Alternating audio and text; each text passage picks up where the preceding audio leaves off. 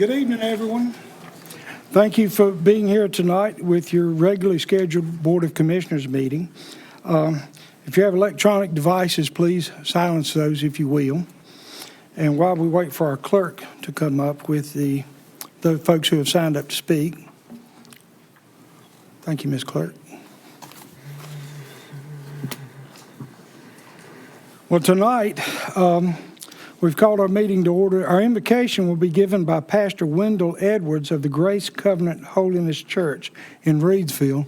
We'll ask everyone to stand if you are able and remain standing for a Pledge of Allegiance. Reverend.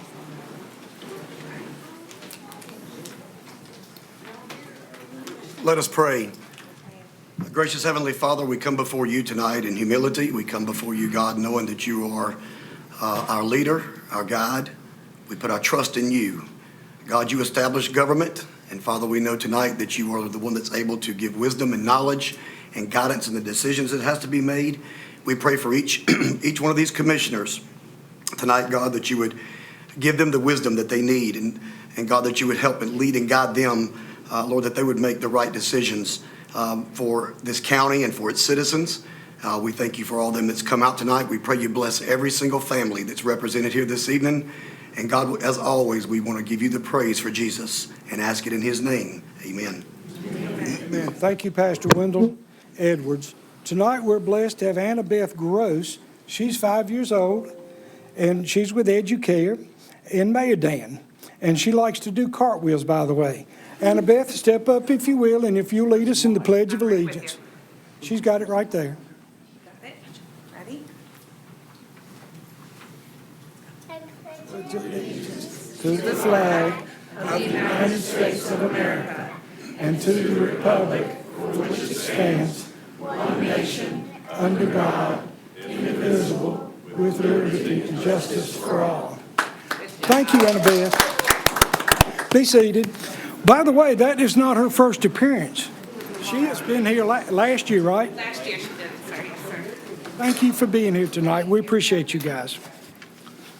Well, folks, the next item on our agenda is approval of the April 15th agenda. Gentlemen, if we don't have any changes, I will accept a motion at this time. Make a motion to approve. Let's see what we can do here. Roy, am I on? I'm on now. Can you hear me now? Still not too well? Let's see what we can do. This mic is a little bit loose tonight. I'll do what I can to speak up. Well, our approval of the minutes tonight, we have a motion by Commissioner Powell. Is that a second that I heard from Commissioner Richardson? Yes. All in favor, say aye. Aye. Opposed? We do have approval of the agenda for tonight. We also work from a consent agenda. The consent agenda has items that are non-controversial. However, if someone has any question about an item that's on the consent agenda, you can contact Lance Metzler, our county manager. With that, if there are any changes to be made to the consent agenda, nothing heard, I'll accept a motion at this time that we accept the consent agenda. Motion. I have a motion. Is there a second? Second. We have a motion and a second. All in favor, say aye. Aye. All opposed? Very good. Motion carries. The next item on our agenda is a presentation by Todd Hurst, our tax administrator. Mr. Hurst, the man of the hour.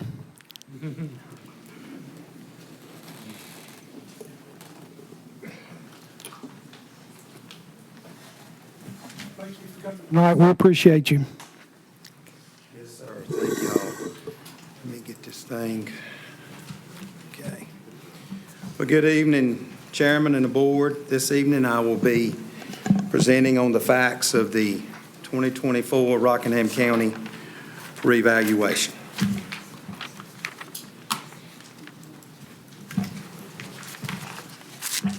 Rockingham County was on an 8-year revaluation cycle from 2011 to 2019 due to the stable and consistent market.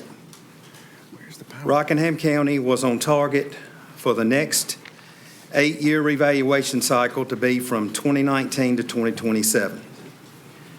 Due to North Carolina General Statute 105-286A2, which requires all counties with a population that is greater than 75,000 and a sales assessment ratio study median that is greater than 115% or less than 85%, to conduct a reappraisal by January 1 of the third year following notification by the North Carolina Department of Revenue.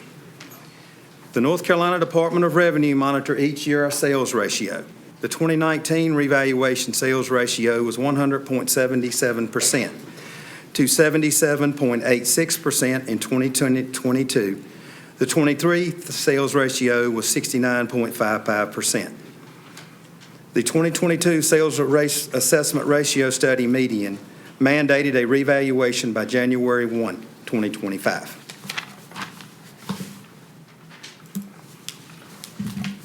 I have here the two letters stating from Department of Revenue that we were mandated to do a revaluation. The one on the left is dated April 29th. Todd, can we put that on the screen? Yes, it's not showing up. I'm sorry, y'all. Which one do I? The one all the way to the right. Allison, can you help him? Thank you. And Todd, for a second, just leave that first slide up because they heard you, but they probably didn't see it. So just leave it up for a second so they can Sorry, read it. Yeah, back up one if you will. Okay. Okay. There's the first slide again, just stating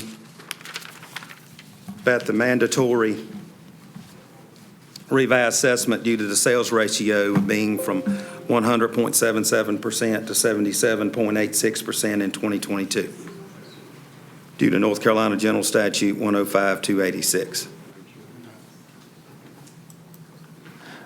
Here's a slide again that states that the letter on the left that was sent from the North Carolina Department of Revenue dated April 29, 2022, it was stated to the former Administrator Mark McClintock, stated, please accept this letter as notification that Rockingham County must conduct a reappraisal no later than January 1 of 2025. The second one on the right shows as me at the time I was interim county assessor. Now I'm, permanent tax administrator. But it states that, please, the second letter on the right, sent from North Carolina, dated April 28, 2023, stated, please accept this letter as a reminder that Rockingham County must conduct a reappraisal no later than January 1, 2025. Here is the sales assessment ratio showing all of the counties, 100 counties, which the North Carolina Department of Revenue does each year, and it shows I tried to get it where everyone could see it. I can zoom in on it a little better.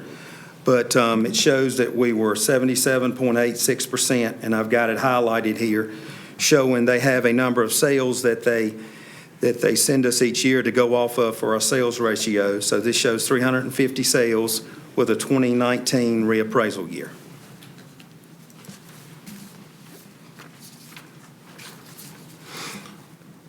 Todd, I apologize for interrupting you, but there Okay. may be a few of us, the slower ones of us, that don't fully understand sales ratio. Would you take a moment to explain that?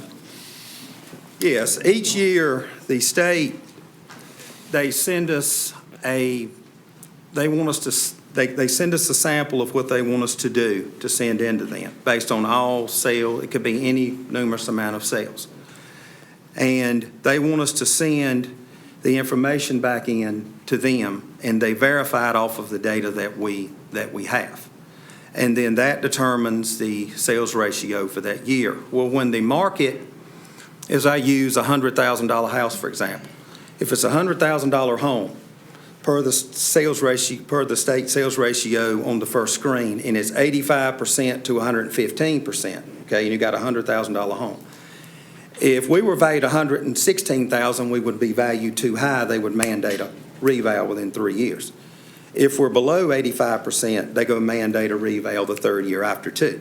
So it works both ways. It could go low, like right now. If the market dropped in the next year, they would mandate us to do the same thing that they done on this, mandating us with the rate going higher. So basically what this is The sales ratio is the market sales price of real estate versus the tax assessment that we had, or the tax value, if we will. It's a comparison of those two numbers. Is that correct? Yes, yes, Okay. And the state gives us those that we have to check. yes. Okay.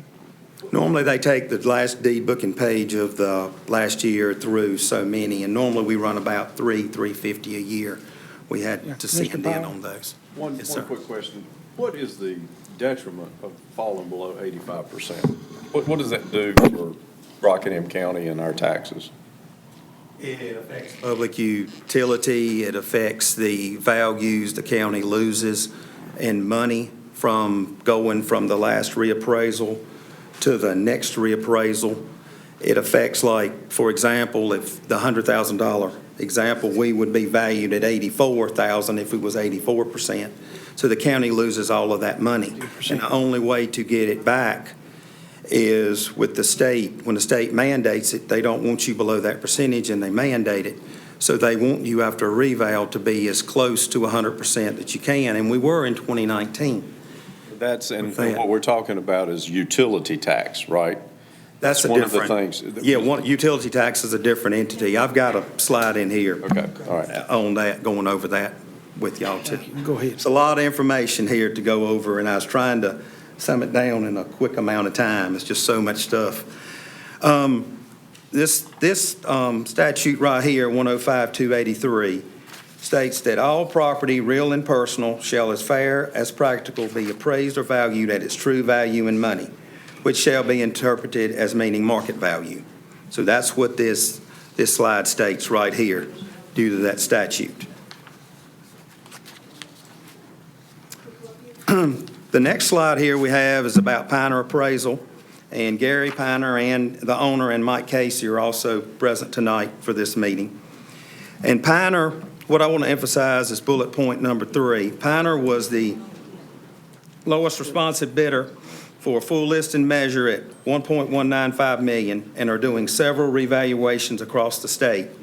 And it is not solely Rockingham County, it is affecting other counties across the state. Todd, if you could get a little bit more detail, or maybe Lance, what does it mean to be the lowest responsive bidder? When you go out for bid, you've got to go through a process by the state, and you have to get bids in. Now, you don't necessarily have to take the lowest bid, but it has to be the lowest responsive bidder, but you have to have an accurate or adequate reason why you don't accept the lowest bid, and it has to be valid by the state. So ultimately, we bid the project, which was the revaluation. We accepted bids, and based on the legal requirements, we accepted Piner Appraisal as the subcontractor. Yes, sir. Correct. Yes, sir.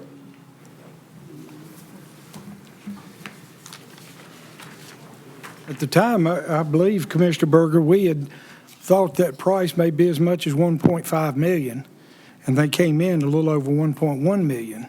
Yes. So they were well below what we anticipated they could have been. One of them was actually $1.8 million Right. to do the project. And Piner had a very reputable, name around the whole state. They're doing several revaluations right now within the state. I believe they're doing Caswell now, Nash, Caswell, Wilson Brooke counties. Women's. The next slide that I have here is dealing with the public service companies, where the rate affects also too. So you have two different ratios. You have the ratio from the state, which is 85 to 115, and you have your public utility ratio, which is 90% or below. So Rockingham County has over $1 billion, has over $1.068 billion in public service companies. And we lost over $249 million in tax value when the sales ratio dropped below 90% in the fourth year of our reappraisal, which was 2023. How much money was that again? We lost $1.73 million. Thank you. This was a loss again of $107.3 million revenue loss each year until the next reappraisal is done. through North Carolina General Statute 105-284B12. So I drew an example here. The fourth year, there's two different ratios that the state mandates us on. We have the sales ratio and we have the state percentage ratio. So the state percentage median ratio was 75.02, and the state values all the public service companies. They do that. So Rockingham County, again, we lost $249 million taxable value for a total loss of $1.73 million in revenue. So if we hadn't have done this reval again this year, we would have lost another $1.73 million, at least probably more, for a total loss of $3.46 million until the next mandated revaluation of January 1 of 2025. And next year, we would have not equalized. We would have gained all the money back.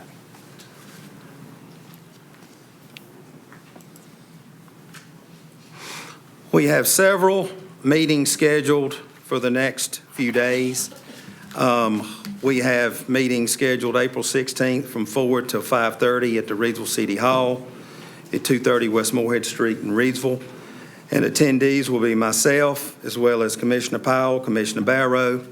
They will be there at that one. On Wednesday, April 17th, 2024, from 4 till 5:30 p.m. at the Eden City Hall at 308 West Stadium Drive, Eden, North Carolina. Attendees will be me, as well as Commissioner Hall and Commissioner Barrow at those. And then on Thursday, April 18th, 2024, from 4 p.m. till 5:30 at Madison Town Hall, 120 North Market Street, Madison. Attendees will be myself and Commissioner Richardson and Commissioner Berger of the Rockingham County Board of Commissioners. And if anyone would like a copy of this PowerPoint presentation, you can email me at taxadm@co.rockingham.nc.us, and that's all I have for my presentation. Thank you. I think we may have some questions. Do we have some questions, gentlemen? Yes. Commissioner Powell, you go.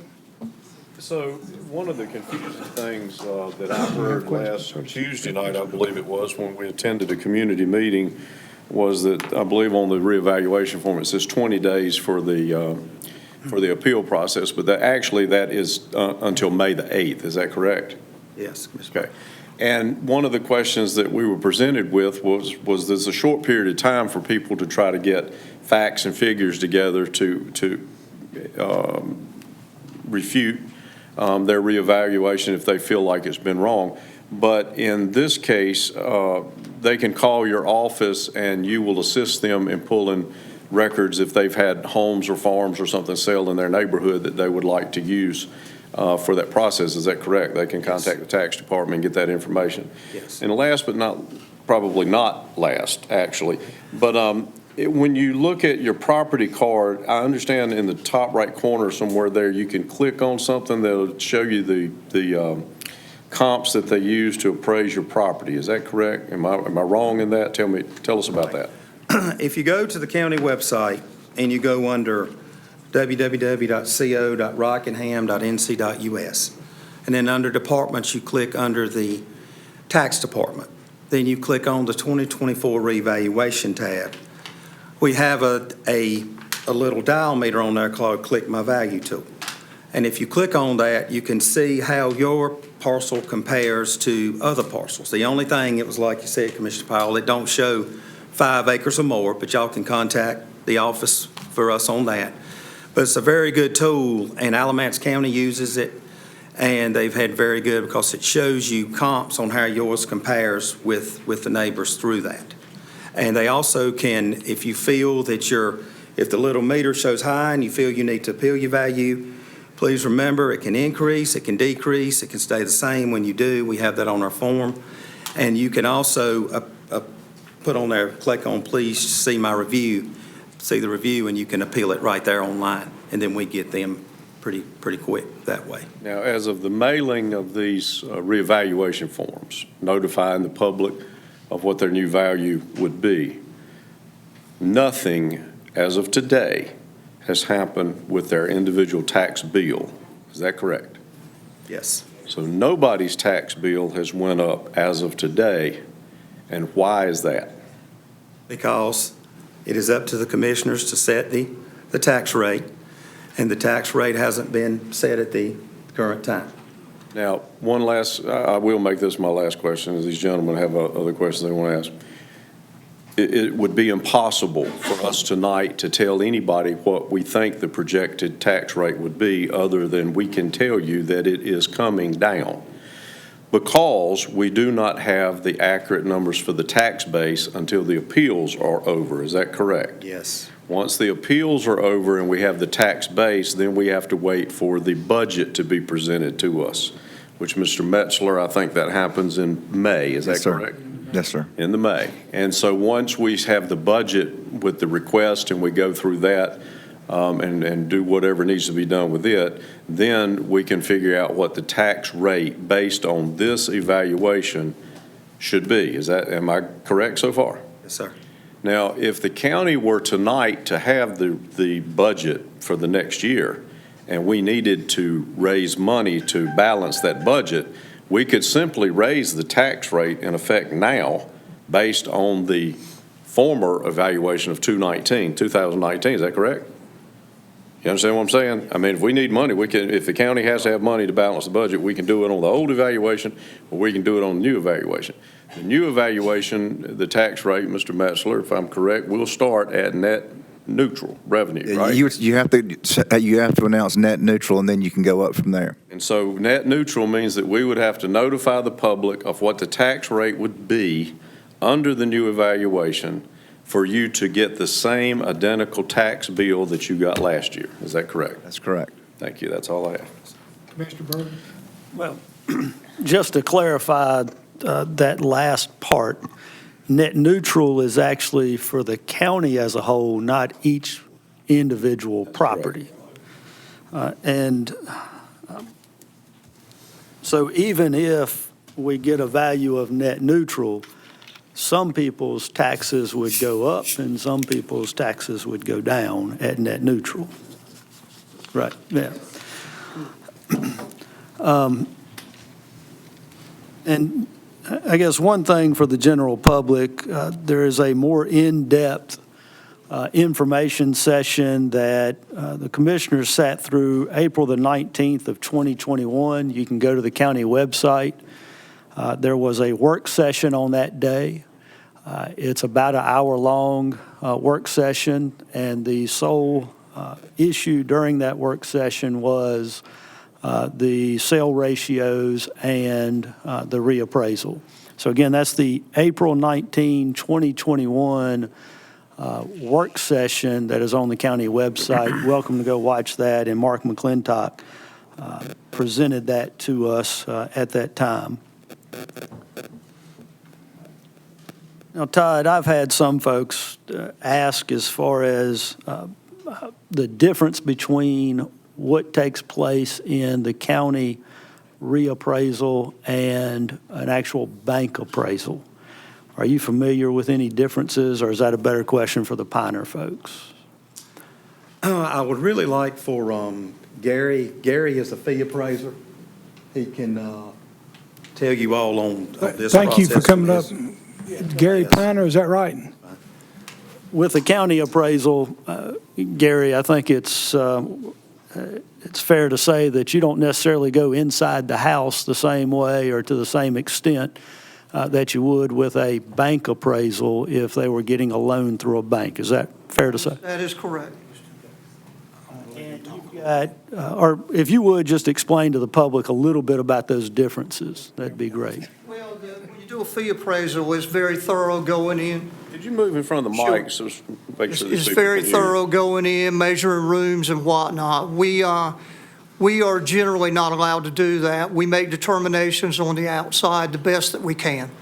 And we have experienced appraisers, so we had a pretty good idea of what the data inside is going to be, but it's not going to be as thorough as a fee appraisal. Now, that being said, fee appraisals and January 1 of 2024 in Rockingham County should be pretty much in line with the market, because that's what they both are trying to achieve, is market value. And so with the tax appraisal, you're basing some of your estimates based on what was pulled with building permits and the current information with the tax department. Is that right? Well, that all plays into it, yes, sir. The main thing that we do, we analyze the local market, the sales. And as everybody knows, the sales in the last 2 years, it's been a crazy market all over.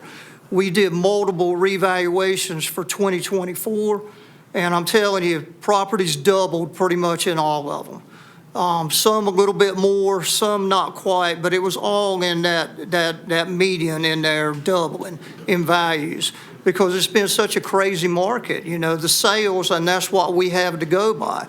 North Carolina Department of Revenue mandates that we get properties up to market value as best we can in a mass appraisal setting. Mass appraisal is not an exact science, but we do the best we can to determine market value for different neighborhoods. Okay. And if a property owner appeals, then you would do a more thorough investigation on that particular piece of property. Is that fair to say? Yes, sir. We would attempt to, yes, sir. We would contact a property owner, go out and visit the property. And they might want us to see some things that we couldn't see from the outside. Okay. And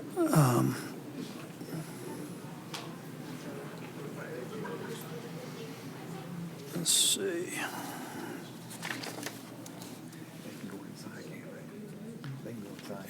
Hey, folks, hang on, just. How long have We've got a you- lot of crosstalk going on in the back. Let's be sure that, be quiet so others can As hear. far as Piner appraisal, how long have you performed these mass appraisals for counties? We have actually, well, I've been in the business since 1985, and we have been doing, as Piner appraisals, I've been involved in many over the years, but as Piner appraisal, 2020 Bertie County, 2021 Washington County, 2022 Bladen County, 2023 Rowan County, Lee County, Brunswick County, and then this year, 2024, of course, we did 8 jobs, including the Rockingham County. Okay.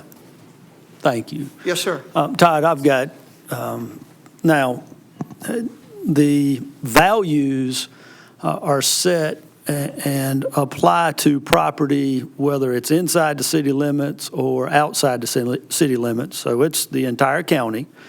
But as far as tax rates, the county tax rate is not the only tax rate that property owners see. Is that right? Yes, sir.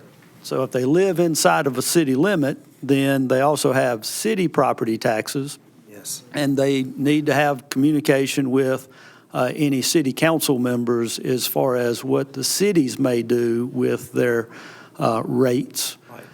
And if they live outside of city limits, then they need to have communication. The other tax rate would be the rural fire departments. Is that right? Yes, yes, sir. And Mr. Manager, those rural fire departments submit a budget to you that ultimately is submitted to us, and they also receive that net neutral rate. Is that correct? That's correct. And then they have to publish any request for any change in that rate. Yes. Okay. Yes. I got no other questions. Hang on, let me get Houston next. Commissioner Barrow.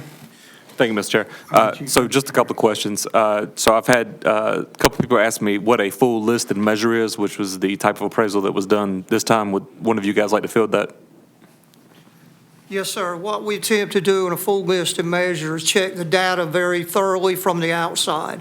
Check measurements, list all entities on the property that are not currently listed, subtract those that may have been removed from the property.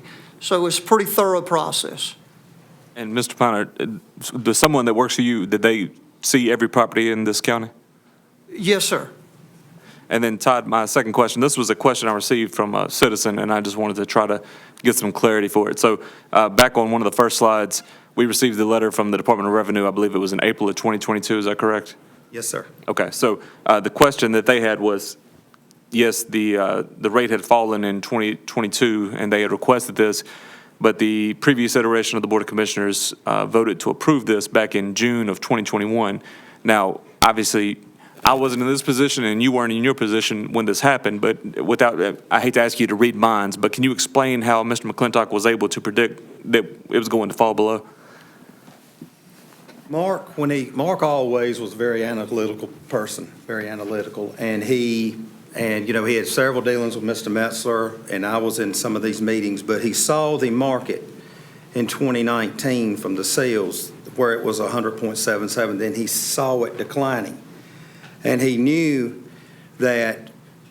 felt that he needed to bring it in front of the board at that time, because once that ratio hits below, they're going to mandate us to do it.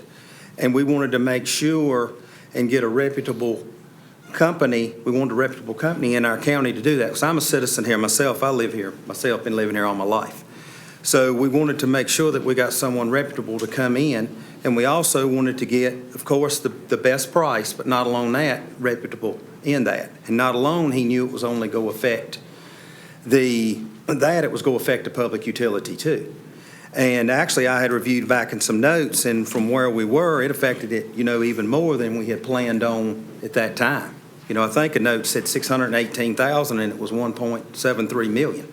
So, to the best of your estimation, even with approving this in the middle of 2021, June 2021, if we would have waited, not only would we have lost the 1.73 that we did lose, but we potentially would have lost that again already. Is that correct? Yes. Okay. Thank you, Ms. Hurst. Yes, Thank you, Mr. Chair. Thank you. Mr. Powell, you had an additional question? So the tax on automobiles will actually go down. If the rate goes down, if the tax rate goes down, and we know it's going to go down, then the tax on automobiles will go down, because that's not covered in the reevaluation. The state values automobiles at the time you get your tags. Am I correct in that? Yes. So there'll be some savings, when you get your automobile tags, when the rate goes down. Is that correct? Right. And the other thing, I think Commissioner Barrow touched on that, is that if we had waited, past the 2021 time, then we certainly lost more revenue. But Mr. Piner, how long did it take you to do this reevaluation? It was a little over 2 years. Right. So this is not something, and how many parcels of property do you have to look at in Rockingham County? 54,000. 54,000. Yes, sir. So this is not something that can be done in a couple of months? No, sir. Okay. Thank you. That's all I have. Gentlemen, any more questions? Thank you, Mr. Piner. I appreciate you being here tonight as well. And Todd, thank you for your presentation. And again, folks, we're going to be at all three city halls: Reidsville tomorrow night, Eden on Wednesday, and Madison on Thursday of this week. Yeah, Commissioner Berger has one more thing. As for whichever you think is best to answer this, or maybe both of you, one of the misconceptions I have heard is that tax values impact insurance. Do either one of you want to address whether or not the property tax value of a home impacts their homeowner's insurance? That would, I would say typically no. Yeah. I mean, most of the time that's based on replacement cost, right? Yeah. But of course, there's a lot of talk and people understanding that tax value, a lot of people say tax value is not market value, is not what real estate value is. And it's a misnomer to a degree, because we get properties up to market value as of January 1 of the year of the revaluation, but they remain the same until the next revaluation. So the market may change a great deal during that cycle. Right. Very good, very good. Thank you, gentlemen. We appreciate it. And folks, at the next meetings that we have this week, you'll be able to ask questions of the tax administrator and of the commissioners. Tonight, we won't do that due to time constraints. We're getting ready to have public comment. So, gentlemen, we appreciate you being here. Thank you very much. Thank you. Thank you. Do call the tax office. Yes. Yeah, on your valuations now, you did get a number to call if you have questions. So there is a phone number there as well that you can that you can call. All right, next item on our agenda is public comment. And with the, we have several people signed up to speak tonight, and we'll ask our county manager if he will read our guidelines for public comment. Sir, the public comment period shall be for the purpose of allowing members of the public to present any matter pertaining to county business or items on the Board of Commissioners' agenda. This period shall not serve as a forum for debate with the Board of Commissioners. Remarks shall be addressed directly to the Board of Commissioners, not to the staff, the audience, or media. The chairperson shall open the public comment period. Any speaker who wishes to speak shall approach the podium and not speak from his or her seat. Each speaker should clearly state his or her name and physical address when he or she approaches the podium.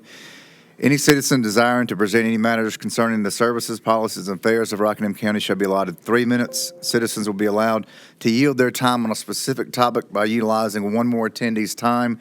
This will allow no more than 6 minutes. The total amount of time allotted for the public comment period is 30 minutes. Your time will be displayed on the monitor in front of you. The clock will start with 3 minutes unless yielded time to 6 minutes. You will hear a beep at 1 minute to alert you to wrap up your comments.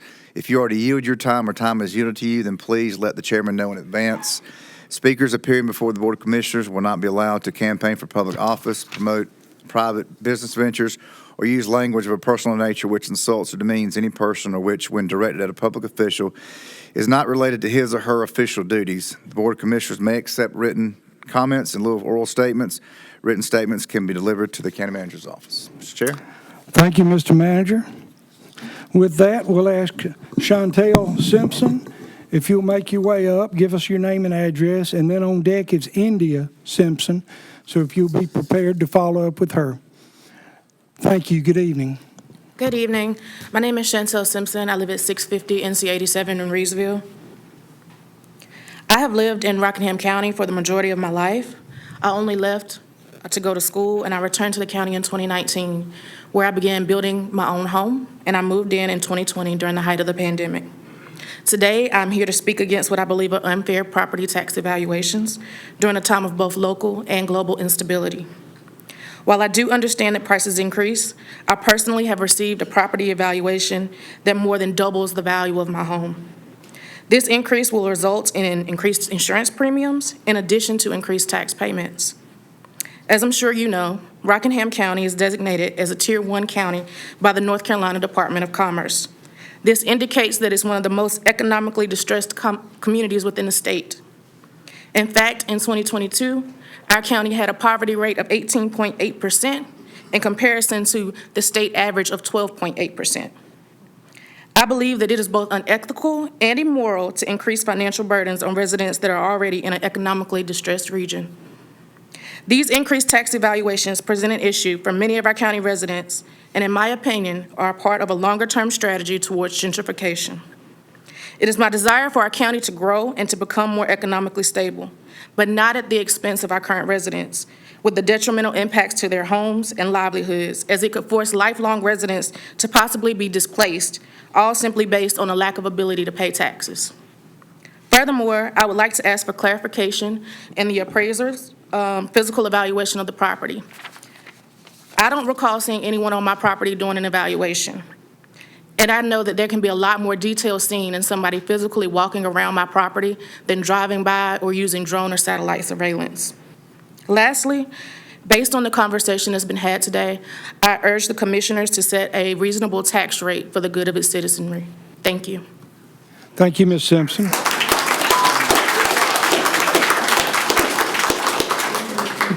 India Simpson. On deck will be Ethan Mattern. So if you'll be ready to come after Ms. Simpson, please give us your name and address, ma'am. My name is India Simpson. I reside at 219 Cherry Grove Road. I am here to speak against what I believe to be unjust property tax increases during a time of economic inflation. As we all know, Rockingham County is a rural, economically distressed county designated as Tier 1 within the state. With that being said, the astronomical increase of tax evaluations proves as a burden to county residents and may have impacts in the long term of pushing Native residents out of the county or resulting in loss of properties. In my opinion, we all desire for the county to become economically stable, but it should not be done so at the detriment of its residents. Furthermore, as of current, Rockingham County does not provide any amenities that substantiate for a needed tax increase. Thank you. Thank you, Ms. Simmons.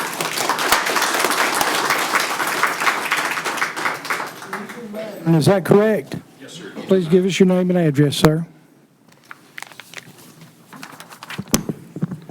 My name's Ethan Mattern. I reside at 1157 Mineral Springs Road in Madison. I'm a recent member of the county. I just moved here about 4.5 years ago. And I've been in places where we've gone through this sort of a tax evaluation before. So I do recognize that it's part of what the state drives us to do. It's a requirement by law.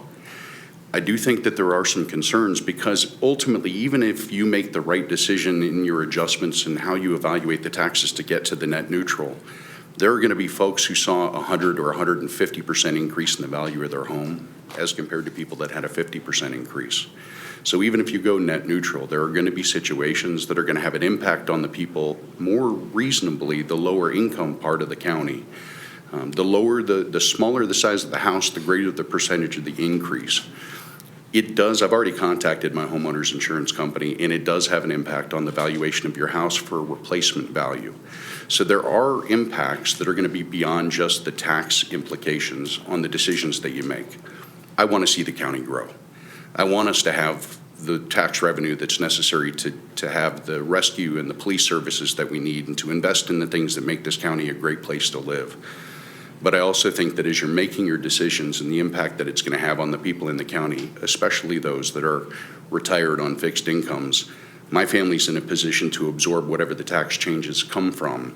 But I've seen what happens in other counties where the influx of people that are building new homes at $500,000 and $600,000 and $700,000 are driving up the valuations. With the fantastic new highway systems that we have here, it's made it much more convenient for getting into town. You're going to have more of a commuter base that's coming here. You're ultimately going to have higher taxes that are coming from the higher value homes that are being built. My only thing is, as a citizen of the county, I'd ask that you pay close attention to what those impacts are, especially for the people that don't have the ability to absorb the increases. Thank you. Thank you. Dennis Payne. I'll pass. Everybody pretty much covered. Very good. Thank you, sir. Tony Childry.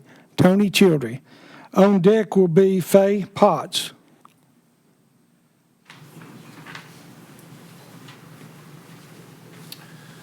My name is Tony Childry. I live at 727 Mount Carmel Church Road here in Reevesville. Part of my questions has already been answered, but I do want to ask you gentlemen, misconception maybe on my part and maybe a lot of other people's part. Do you as county commissioners have any part in setting the reevaluation of this? Do you gentlemen play any part of that at all? Yes or no? We generally don't respond during public comment, but we may talk with you later. Because I can tell you from talking to other people right now, that's, if you're not involved in this, this gentleman from the state says, this is the state that's setting this now. So I'm trying to tell you gentlemen from the public standpoint of it, if you don't have any part to do with this, you might want to let that be known because it's coming towards you. I'm just being honest with you on that part of it. I don't understand how my tax value in a home that I've lived in for over 20 plus years went from $137,000 to $279,000 in 1 year. When I made no improvements in my home, I did nothing to increase that value. I won't argue that property values go up. And that's what I've learned tonight is driving that tax increase. But to more than double the tax value of my house, I don't understand that. I don't see where that's a fair assessment of my home, that I haven't improved in the last 15, 20 years. Maybe I'm just ignorant of those facts, but I don't understand that. When there's not been any industrial growth in this county for the last how many years per se. We've lost more industries. I know that the dog Purina has come in and stuff, but I don't see where that's improved my value more than doubled in my house. I don't understand that. Thank you, sir.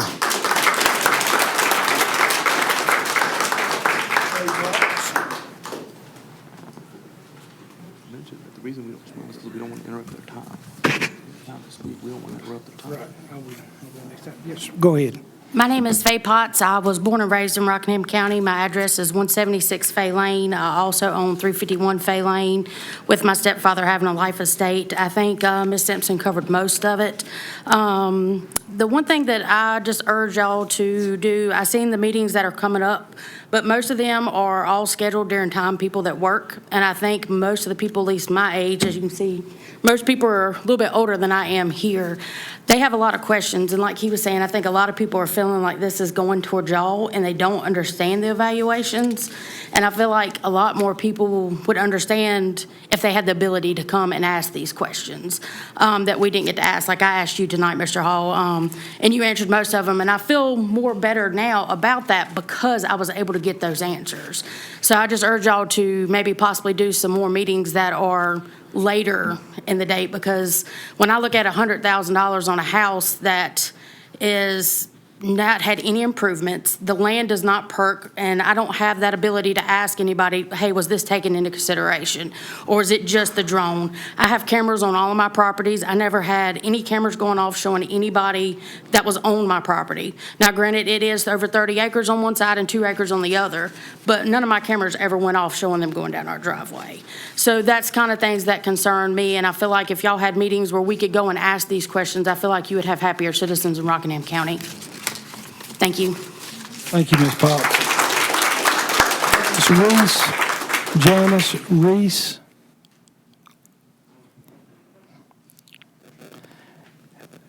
And while she's making her way, on the way there, after this will be a Nick Nickerson, I believe is the next person. And again, a lot of times we don't respond because we don't want to take up your time during the meeting. Go ahead, ma'am. My name is Janice Reese. I reside at 1412 Hopkins Court, and my tax value went from $124,000 to $210,000. That's about a 90% increase. I've lived there for 46 years. I've not done any improvements. I am a widow. I live on Social Security, and it really concerns me that I may lose my home over these taxes. I don't know how you expect me to pay it on Social Security. I'm already paying $1,700 a year between city and county, and I just can't afford too much more of an increase. Thank you. Thank you, ma'am.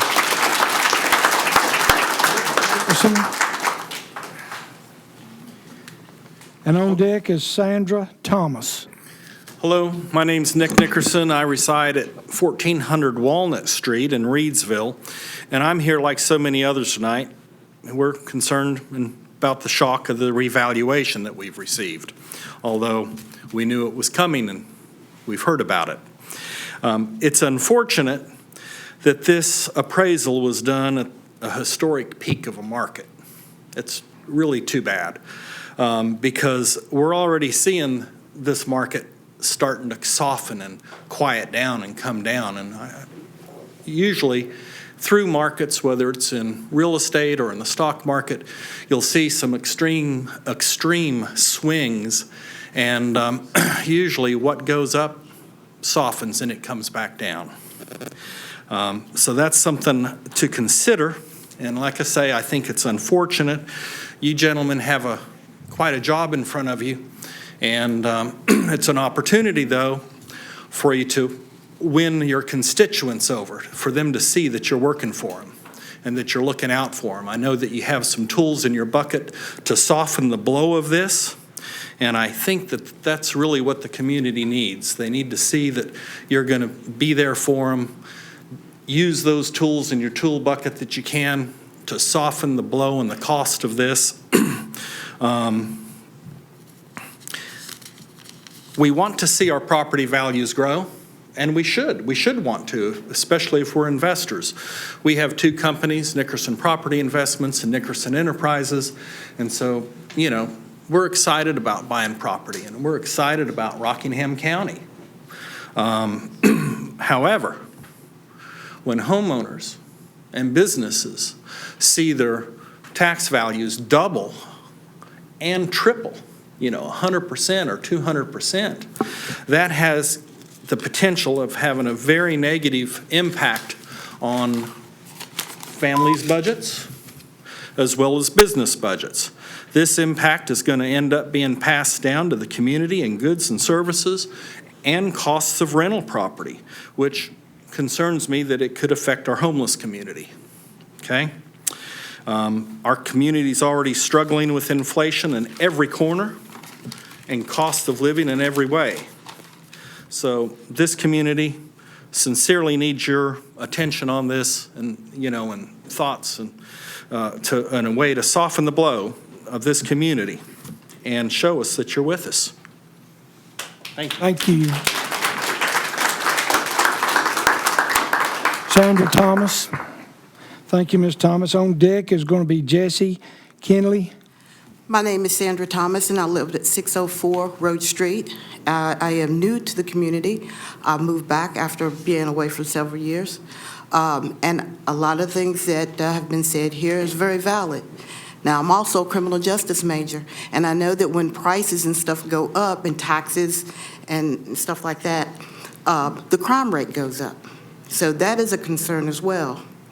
I did just move here 2023 in January. I haven't even unpacked, let alone been able to do any improvements to my house. So when my tax rate went up more than 50%, I was like, goodness.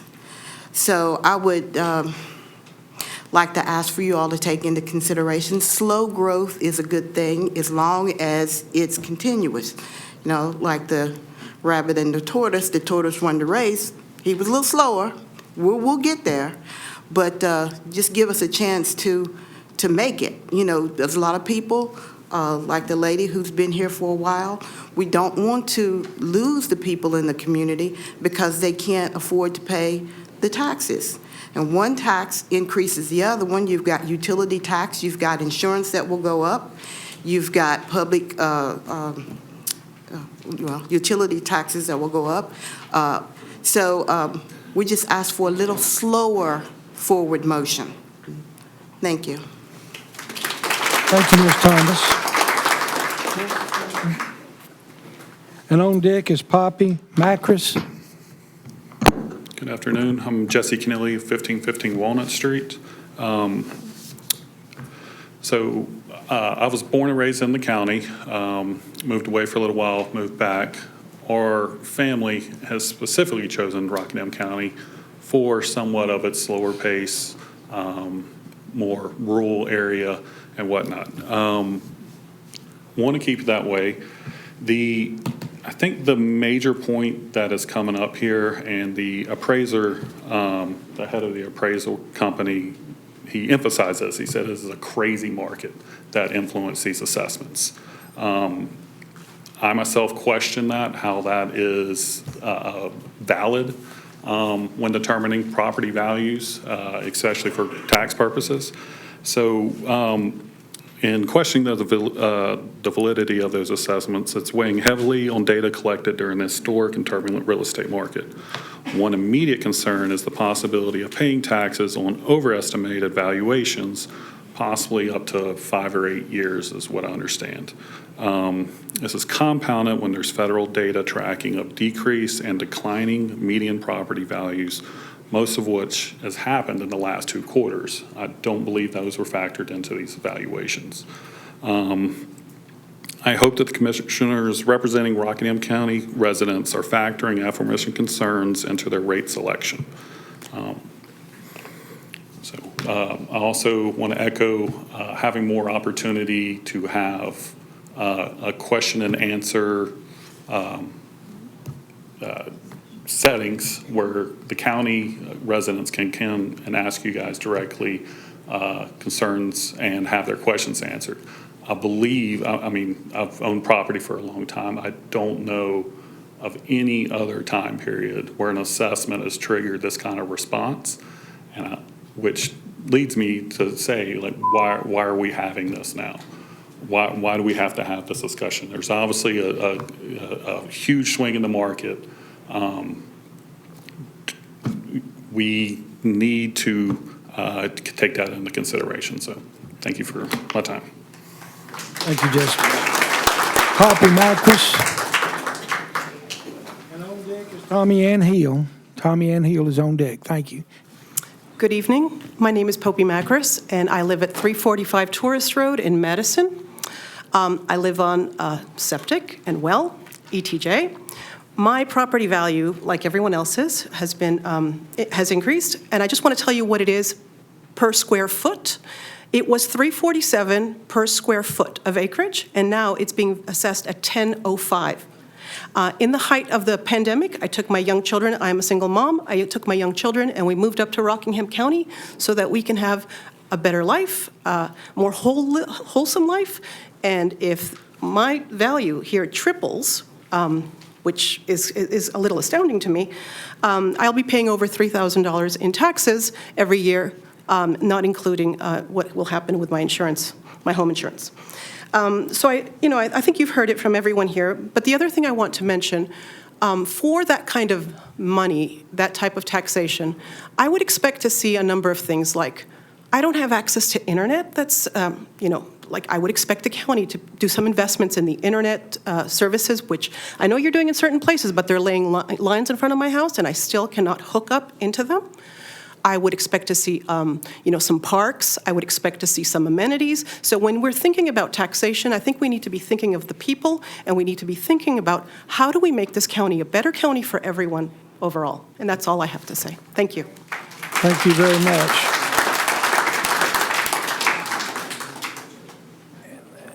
Tommy Ann Hill's next. Yes, sir. Yeah.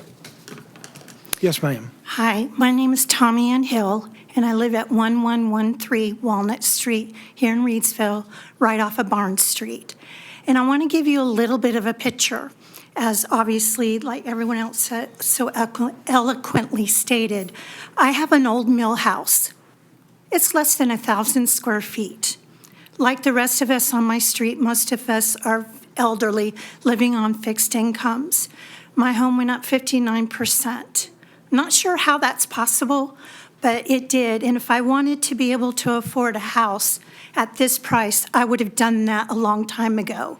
So I wanted to know, is there a way that there could be a percentage of the increase that could be done on our taxes instead of absorbing all of it? In other words, like someone stated on this board, that the cars go down over the years, right? Because you buy it and then it goes down. Is there a way we can take a percentage of what that increase is instead of all at once in 1 year? You're asking us, a lot of us on fixed incomes, or even people working 3 or 4 jobs, to be able to absorb this in taxes all the way around. So please think about this, that this county has been called the brain drain.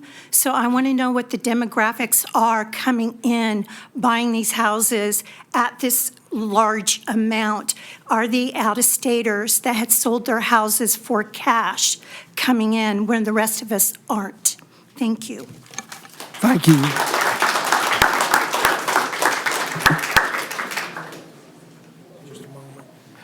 Well, guys, I know it's unusual. This is all we have signed up for public comment, but I'm going to ask Todd and Gary if you guys would come back.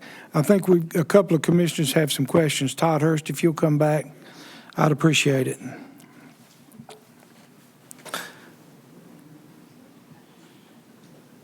Commissioner Burr, you had a question? Yes, sir. Thank you, Mr. Chair. So, Todd, there's been a couple of concerns about the how much of an increase there was with this reevaluation. And I mentioned earlier that this was a full listed measure. Can you tell, for the benefit of the public, when was the last time Rockingham County did a full listed measure? Oh, it's been over 20 or more years. So even though correct me if I'm wrong, so even though there have been reevaluations since then, there's not been an evaluation as accurate as the one that was just completed. Is that correct? Not a full list like we've had. We've had hybrids, but nothing like this one. Okay. And then also, just for anybody who thinks that there's just been a mistake with your property, you can contact Todd and the tax office, and they will give you the information to appeal. Is that correct? Yes, Okay. they can appeal. Can you also discuss the discount homestead exemptions and exemptions for elderly and some veterans? Could you just explain that for everybody listening? Yes, I'm glad you brought it up, Commissioner Barrow. I was going to do that. If anyone is 65 years or older or totally and permanently disabled, they can file if they make less than $36,700 a year, which is $3,058.33 a month. I do it monthly. They can file for an exemption to get their value cut in half.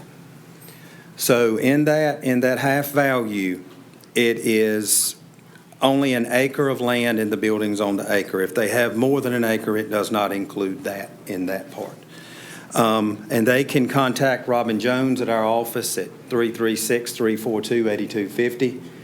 She's very knowledgeable and will be glad to help with that. And I suggest anyone in here in this room, I feel for everyone in this room myself. I've been a citizen here all my life. My house cost $16,000 to build in 1973, and that's valued at $242,000. So as being as part of this county and living here all my life, I feel for every one of y'all. I'm a citizen. I'm 55 years old. I've lived here all my life, and this is one of the hardest revals I've had to do myself. And I'm just going to say it, in front of the board, but it's the law. I had no choice but to do it, with the law. Todd, if I could get you to address one more point. Yes. The question was asked earlier. I think the gist of the question was, what did we do for this evaluation? I'm assuming that the question was, did we go around and point at houses and say, this one costs this much, this one costs this much? As far as the Board of Commissioners goes, the previous iteration voted to approve a reevaluation. Since then, what have we had to do with this process? Commissioner Barrow, there was one more exclusion, too, I wanted to mention. Oh, please, It's yes. the disabled veterans exclusion. And it is not as much money, but there's no income limit on it, and it's $45,000 off of your tax value. The state mandates all of these. We have nothing to do. The state changes them each year, so they could raise it or whatever. We don't have anything to do with that. As far as that, Commissioner Barrow, all y'all did was back in 2021, the ones that were here, that was on the board then, when Mark presented it to the board, he saw best at the time for us to do the revaluation because for the sake of the county. We had no idea that the market was going to go like this. It wasn't from 23 to 24. If everyone looks at their notice, they'll see it's from 19 to the present. So it did not happen all in one year. We noticed it starting happening in the beginning of 2021, and that's why Mark had presented it to the board then, and through the several different meetings that had gone on in the RFP process, we decided, to go with Pioneer Appraisal to do that. And last question, I'll leave you alone. There's been a couple of comments with fear of the market, fear that there's about to be a crash. In that event, if it falls below 85%, we would do another reevaluation so that people would not be paying these prices. Is that correct? Yes, we will have to, the goal is, as we've spoken before, the county has been on an 8-year reval previously. I have seen that. I have been here doing that, in that market when the market dropped. I saw values drop. But at this time, the market is it's unprecedented. Could it drop again like several people have mentioned tonight? Yes, it could. If it does, we can put it on a 4-year term, pending on y'all's vote. We can change the term down and take it to a 4-year term, that way, so the people won't have to take, as a citizen, have to take the hit as much as waiting for 8-year term. But if it drops below 85, the state, as we've mentioned, the state would say it has to be redone. Okay. Yes. Thank you, Mr. Hurst. Thank you, Mr. Chair. Commissioner Powell or Berger? Go ahead, Don. So when's the last time we've had a tax increase? Do you know? How many years? Oh, it's been, Mr. Powell, it's been several years. I can't tell you. 14 years. Over 14 years. The reason that we could do that, I would assume, is because our tax base has increased. So would that makes sense? Yes. So when people say that we don't have any real industry or economic development in the county, that would not be exactly correct. Is that right, since your time here? As a matter of fact, when when American left this county, Reidsville area, and Miller, we have since exceeded in our tax base what we lost for both of those leaving, with industry coming into the county. And so that's how we have been able to keep that tax rate virtually the same. Also, when we talk about the tax base and the budget and the tax, and Mr. Metzler, you can weigh in on this, we're not talking about adding amenities. We're talking about paying the bills for the county as they are now. That's for the EMS. That's for the Sheriff's Department. That's for DSS. It's for the staff here in this office. All of those bills are what we're talking about paying. We're not looking at adding parks or Parks and Recreation Division, and I know people would like to have that, and I'm not against it. I'm just saying that we're not looking at growing the county. We're just looking at paying the county's bills. And the last thing, and I just want to emphasize this one more time, Mr. Hurst, there's nobody in this room that knows what their tax bill is going to be, do they? Exactly. Yeah. So if your tax rate, if your tax value went up 100%, that doesn't equate into the amount of taxes you'll pay, because the tax rate has not been set. Is that correct? Yes, sir. And when we get ready to start doing that, we will advertise those meetings, and I would encourage every one of you to come back to those meetings, because that's where you can have some say-so in what the taxes are for the county, because we set the tax rate. We don't have anything to do with the reevaluation. We don't have anything to do with the timing of it. You showed the letter. The state said we had to do it. We have to do it. But we do have some say-so over the tax rate. Is that correct? Thank you. Very good. Any other questions, gentlemen? Yeah, Commissioner Richardson? It's a bit of a philosophical question, but I know you went to the school. Why do we do an evaluation anyhow? How does that piece of information fit into what government is all about? Bring the market to its current standard, to bring it up to the point of where it needs to be. I think what you're saying is it's a tool so that proportionally the people that have the most pay the most. That said, I would reemphasize, no tax bills have gone up, and taxes ultimately for all of you and me, they're a personal thing. We care about what our individual tax bill would be. And if you think the evaluation is wrong, there's a means that you can check that out. And I encourage everybody, you should know exactly why it is. Yes. Redundancy. Use that number on the evaluation sheet and call these folks and find out exactly why your evaluation, because I'll guarantee you some of them were erroneous. You can't do 54,000 and get them all perfect. So please do that. And I assure you this Board of Commissioners is going to do their very best to keep the taxes rate as low as it possibly can. We've done that way for 14 years, and I see no reason for us to change.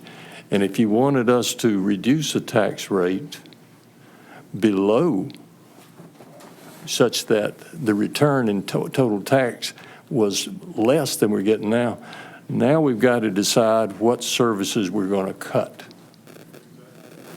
So you may elaborate or... Well, let me say something before you answer. And we've kind of alluded to it here.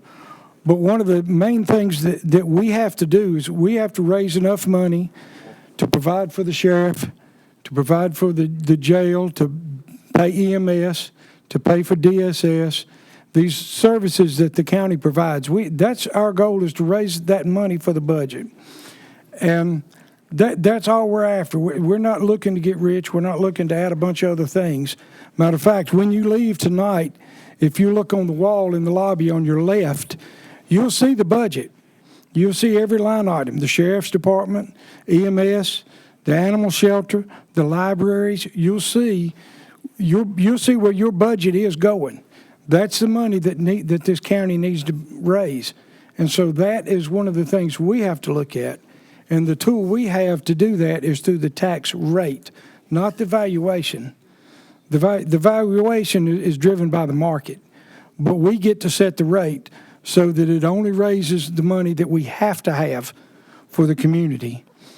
And speaking to that, Yeah, Lance, just for the public's knowledge, as far as the budget process, I mean, where we go from once or even during the time that people may be appealing, I believe you've already started the budget process a little bit, is that right? We started that back in December. Yes, sir. So we're going through the department budgets right now and meeting with the departments and making sure it's as lean as possible. I mean, we've cut it down tremendously. So We're you still going get- through it. You get budget requests from the school system, Correct. sheriff's department, and every other department affiliated with the county. Is that right? Yes, sir.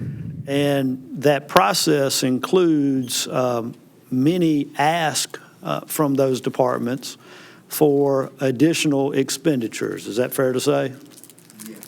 We make sure that they justify it if they need it. If they don't, we cut it. Okay, so the first step or the first line is them submitting those budget requests to you. Correct. And then during that time, there's conversations that you have with each of the commissioners. Is that right? Correct. And then at some point in time, we will have a budget workshop. And that typically is in May. be the end of May. And so that's when a little bit more detail is shared as far as the manager's recommended budget. Is that right? Yes, sir. There's a lot of uncertainty right now. I mean, there's still a lot of things to key up. So, yes, sir. We don't get our information from the state till, in May anyway. So we've got a lot of stuff to tie up. And not to mention, you have to remember that 65 to 70% of our operations are mandatory. And then the rest, beyond that, are things that I'd say our citizens have grown accustomed to.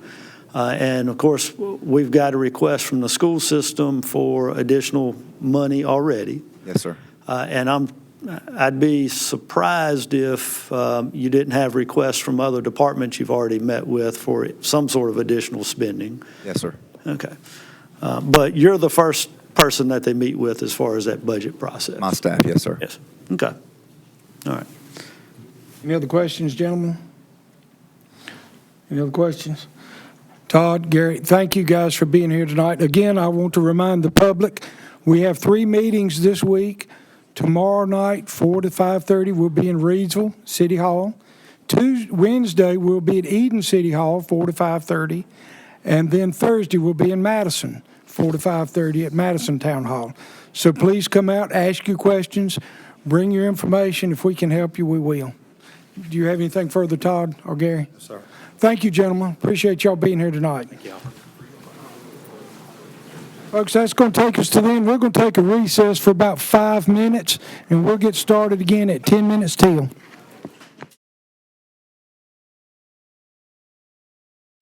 Folks, I appreciate everyone being here tonight.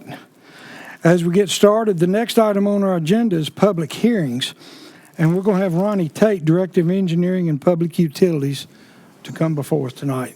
Mr. Tate. Good evening, gentlemen.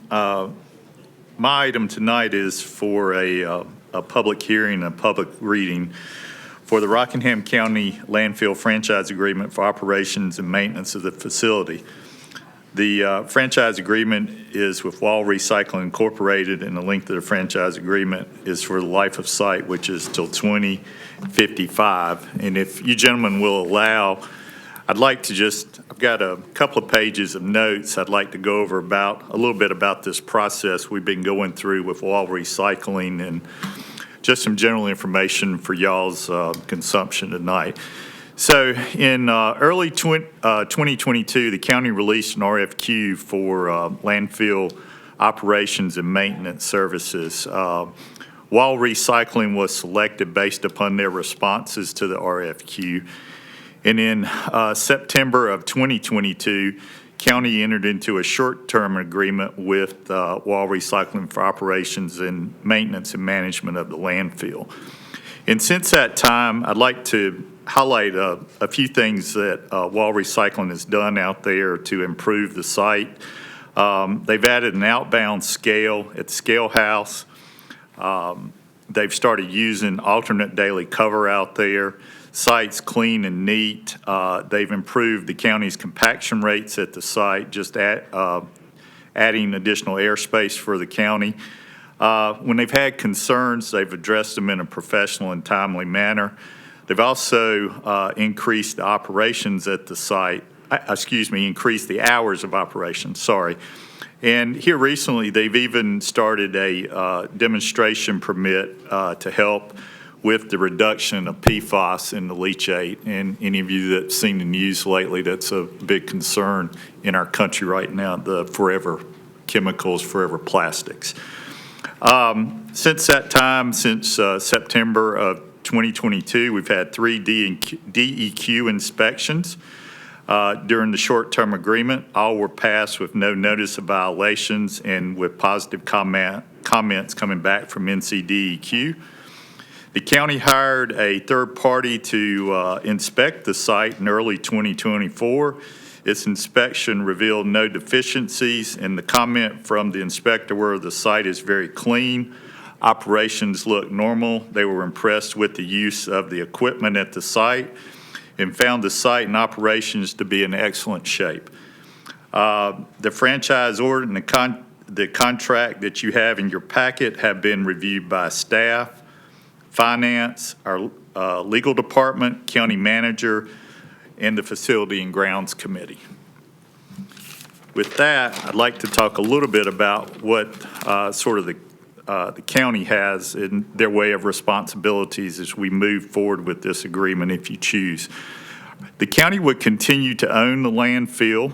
The Board of Commissioners would still control the tip fees, the waste tonnage, and whether or not we take out a county waste. County would still retain responsibility for the original sales 1 through 5. These are the pre-subtitle D sales out there. And upon signing of the contract with Wall Recycling, Wall will reimburse the county $2,017,340 for the on-site equipment. The county still retains the right to the methane gas and the sales of that methane gas, which can go to the general fund if the board chooses. Out-of-county waste, if the board chooses to allow that, would come with a host fee that could also go to the general fund. And one more thing, this agreement with Wall Recycling is subject, we think, to LGC approval. We're still trying to vet that out and see if we have to get LGC approval for this agreement with franchise. And those are the notes I have, gentlemen. I have Clyde's here as always. Pat Galloway's here with finance. Wall Recycling has their team here. We'll be glad to try to answer any questions that you have tonight. If you do move forward with approving this, there is a resolution that is in your packet that we would ask for you to approve and for the chairman to sign tonight. And just to reiterate to what Ronnie said, one of the two key things that Wall's been able to do is to use the alternate daily coverage. Typically, the state requires 6 inches of soil or alternate daily coverage. Plus, they've also been able to improve the compaction rate, which equates to adding years to the life of site or the expectancy of your landfill. All right, so the ask tonight, can you specifically boil down what the ask is tonight for the resolution? Yes, and Clyde, will you address that for me, please? Yeah. Since the General Assembly passed 159, 154, it requires that franchise agreements such as this one, we think that it requires their approval, so we're asking the board to approve the franchise conditioned upon the local government commission's approval of the franchise. We just want to make it a conditional approval. If they come back and say you're fine, go forward, then we can go forward. Thank you, Mr. Attorney. We want to give them enough time to review it. Right. Gentlemen, do we have any questions?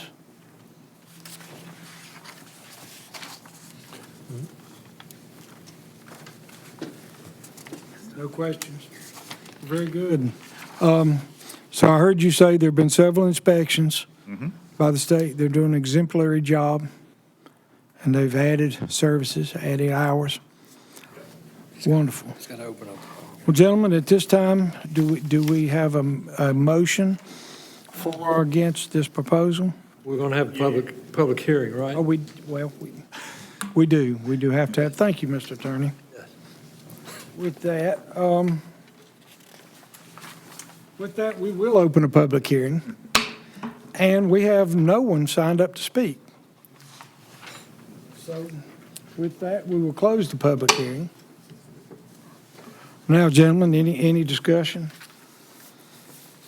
Any motion? Mr. Chair, I'd like to make a motion. I make a motion to approve the resolution conditionally with the approval of the LGC.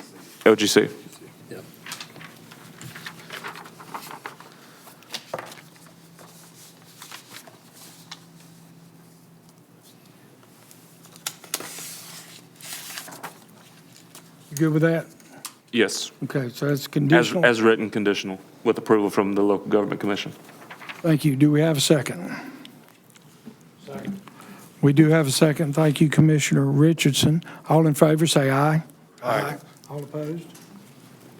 Thank you, gentlemen. Our next item is 8B, Marziano, our Community Development Director.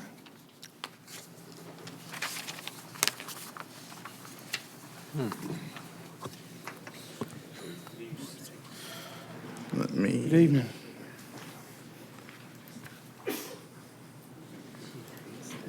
There I am. All right.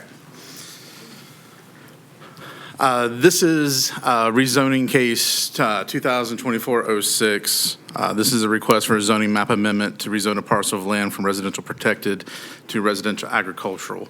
It's currently located at 550 Smith Road. Not that it's going to go anywhere, but it's currently located there. It's in the Price Township. This is a straight or conventional rezoning. The planning board at their March 11th meeting did recommend unanimously approval of this request. This is actually in our northwestern quadrant. As you can see here on the zoning map, it's in what we continually see, this small little spot clustering of residential protected, surrounded by a lot greater area of residential agricultural. The environmental map does show some wetland area down to a pond, not wetland area, a pond down to the southwest of this property should not be impacted by any development on this property of a residential nature. It is in our O2 land class, which does speak to generally rural land class, RA, as a prime zoning designation. And I believe it does suggest the areas be zoned residential agricultural. It's characterized by its lack of public water and sewer services, low-density residential development. And we do find that this is both consistent and reasonable by the land use plan, and the planning board did as well. If they have any questions. Any questions, gentlemen? That being said, we'll open the public hearing at this time. And we do not have anyone signed up to speak on this issue. If the applicant is here, would you care to speak? I don't believe they were able to make it this evening. They're out of town on business. Okay. That being said, we'll close the public hearing. Yes, Sorry, sir. for your, if you are so inclined, we did draft up a draft ordinance that contains the consistency statement, reasonableness statement, if you're inclined to do approvals for your convenience. Where is it? Should be right past the agenda item after the last little map. That's what it is in my packet when I printed it out. I've got it. I'm just trying to scroll down to it.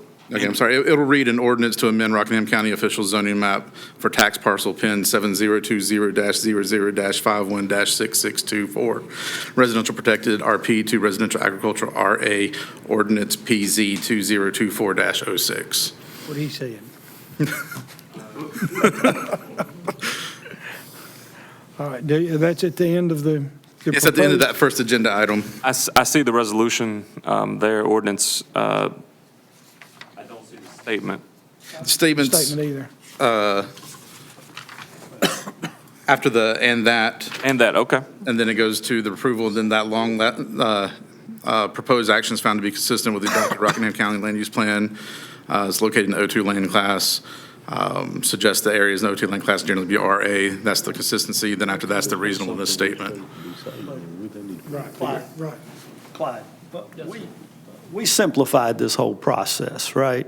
I believe all we actually need is just a motion to approve, right? Yeah, all you have to do is approve the ordinance. That's the simplification. Motion to approve. Is there a second? We have a motion and a second. All in favor, say aye. Aye. Opposed? Very good. Thank you. That's what I had remembered, Commissioner Burgers, that we had changed that a little bit. All right, item number 2, case 2024-07. 07, this is a request for a zoning map amendment, rezoning a parcel of land from residential agricultural to neighborhood commercial conditional district. That does make this a conditional rezoning. This property is located at 6750 NC Highway 770. It's in the Mayo Township. At the March 11th Planning Board meeting, they did also there vote unanimously to recommend approval of this action. As you can see, we're just outside the western side of Eden. This is the zoning map. If this looks familiar, to the west of this property, we recently did a rezoning for the light industrial conditional district. This would be the property next to that in the hash marks. In between both LIs, they are looking to do neighborhood commercial conditional, which is a lower impact than those light industrials, but would be characteristic of the highway, not to mention the other zone. Oh, good, we do have a zoomed out map where you can see other spots of LI neighborhood commercial in the region. Just off to the west part of that map, there's a highway commercial part for a gas station. So it's characteristics to the area to be somewhat commercially inclined. Environmental map, the development's already occurred on this property, so there should be no impact to that creek or any other water features. There's, from my understanding, no further impervious surface type development or intensity of that nature. This is in our G1 land class, which does allow for the more segue into commercial zoning. And this is just an aerial shot of the current conditions of the property. And again, this is in our G1 land class. It does suggest that this area should be zoned residential, but other types of zoning would be appropriate towards the rural crossroads. This one is just down from a rural crossroad. And we do conclude that everything's sufficient for your consideration. In your packet, you'll see a list of uses. They have truncated that list in neighborhood commercial down to a more agreeable list to satisfy that residential character as well. But we're content with what's been provided. Thank you. Gentlemen, do we have any questions before I open the public hearing? All right, we're going to open the public hearing. And we do have one person, the applicant, has signed up to speak, Mr. Steve Baker. If you'd like to speak, make your way forward. And he's the only one who has signed up to speak tonight. So I'm going to forego the reading of the guidelines tonight. 6750 NC 770 in Stoneville. I think Mr. Rano has shown that they have already accepted that, not accepted it, but they have agreed to. But I'll give you a little bit of history on the building. My building was built in 1994 for the owner's nightclub. It was later leased to a church. Then it was leased to for a bingo building. After that, the owner used it for his personal use as a hobby shop for approximately 12 years. Then it was leased for an auction house. At that time, the auction house was closed. I purchased it from the owner, Frank Tommy Heffinger, on November the 20th, 2019. It was always been on the tax map listed as warehouse commercial and still is today. I was informed since I do not have a business, the zoning went to non-conforming, and I was locked as to what I could actually do on my property. I always thought it was commercial property since there was always a business there. I came over to the zoning board and planning and spoke with Lynn Cottrell about getting my zoning changed to commercial, as I had been paying commercial taxes since I purchased November the 20th, 2019. He and I looked at all the possible zonings and decided a community commercial zoning would best fit my property. We brought this before the zoning board, and it was unanimously approved. The zoning Lynn and I chose had 74 possible usages, and we eliminated half of those. Both sides of my property are now listed as light industrial, and south of my property now has a 6-foot solid fence dividing my neighbor and I. At the age of 71, I used this property for my hobby shop, and I did, as did the owner and my friend, and have no plans to ever open a business there. I kindly ask that you approve this zoning request. Thank you. Thank you, Mr. Baker. Is there anyone else here to speak on this matter? That being said, we will close the public hearing. Gentlemen, do we have any questions? Motion to approve. Second. We have a motion and a second. I heard Commissioner Barrow first. And any further discussion? All in favor, say aye. Aye. All opposed? No. Congratulations, Mr. Baker. Our next item, case number 2024-09, a zoning text amendment. If it pleases, I'm going to let Lynn handle this one since he worked hard on working on it. Good evening, everyone. I'll be brief. I have worked on this from the get-go in discussion with more than one commissioner as a solution to zoning for double-wide manufactured homes in districts other than RA or RM that aren't necessarily in major subdivisions that would have deed covenants, deed restrictions, and that sort of thing. Very similar to the first case we heard tonight, where you might have a small spot of residential protected zoning that doesn't necessarily make a lot of sense. This will establish minimum standards to set up a Class AA double-wide manufactured home in the RP district. These standards that we have come up with that are listed in the next page, mostly in red, meet or exceed the standards for modular homes in North Carolina. In more than one instance, they exceed. Let me go through the slide a little bit. The planning board voted unanimously to recommend approval. Staff does recommend one change. After we presented this to the planning board, it was brought to our attention by several people, actually, but I think one person's here signed up to speak about it. We understood the typical rise over run for the roof, 4 feet of horizontal 12, was this industry standard, but it's actually a 3/12 rise over run. And the way it has to do with the way they're manufactured, they're transported, the engineering structure. So we are recommending that one change. We have a draft ordinance ready. If you decide to go to the 3/12, then we'll just update the ordinance before the chair signs it. I'll be happy to answer any questions. All right, gentlemen, do we have any questions at this time? Let's let Paul Sinowitz has signed up to speak on this. Let me open the public hearing, and then we'll ask questions in a little bit. We'll open the public hearing. Paul Sinowitz, if you will. You're welcome to speak from where you're at, if you will. Thank you, Mr. Chairman, and members of the commission. This approval of this amendment will open a lot of housing opportunities for what our land use plan describes as the missing middle. That's people who make between 80% to 120% of the county's median income, which is right now $29,000 a year for a single individual or $51,000 for a family. A lot of the cases that come before the planning board involve a change from RP to RA specifically for this reason, to put a manufactured home on the property. The determinant on whether or not to approve such a request up till now in large part is due to whether or not there's people in the neighborhood who object to it or how many object to it. And that leaves us open to speculation that we're spot zoning. And this amendment, if you see your way clear to pass it, will erase that. Thank you very much. Thank you, Mr. Sinowitz.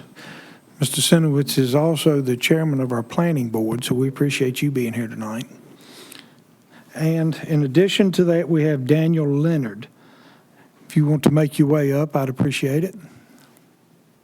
Give us your name and address, sir.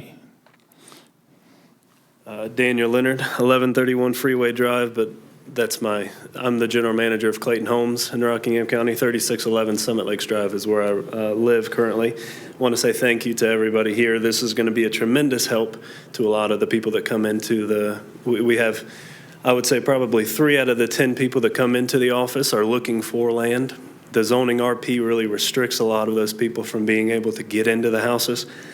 But you guys are taking care of that. My main concern was whenever I was going through all of the documents and reading everything that went along with this text change, the 412 roof pitch. I spoke with sales managers and general managers from manufacturing plants over the last week or so. The main answer that I got back was shipping heights requirement for a nominal 312 roof pitch. That was the main reasoning for the 312 instead of the 412. Also, my rep at Richfield, which builds modulars and manufacturers, said that in the state of North Carolina, an off-frame mod can be a nominal 312 roof pitch. Also, True Residential Building Code does not require 412. They are actually requiring a minimum of a quarter of an inch per foot, which would come out to 312. So what that's saying is that even stick-built houses have a minimum code of 312 roof pitches.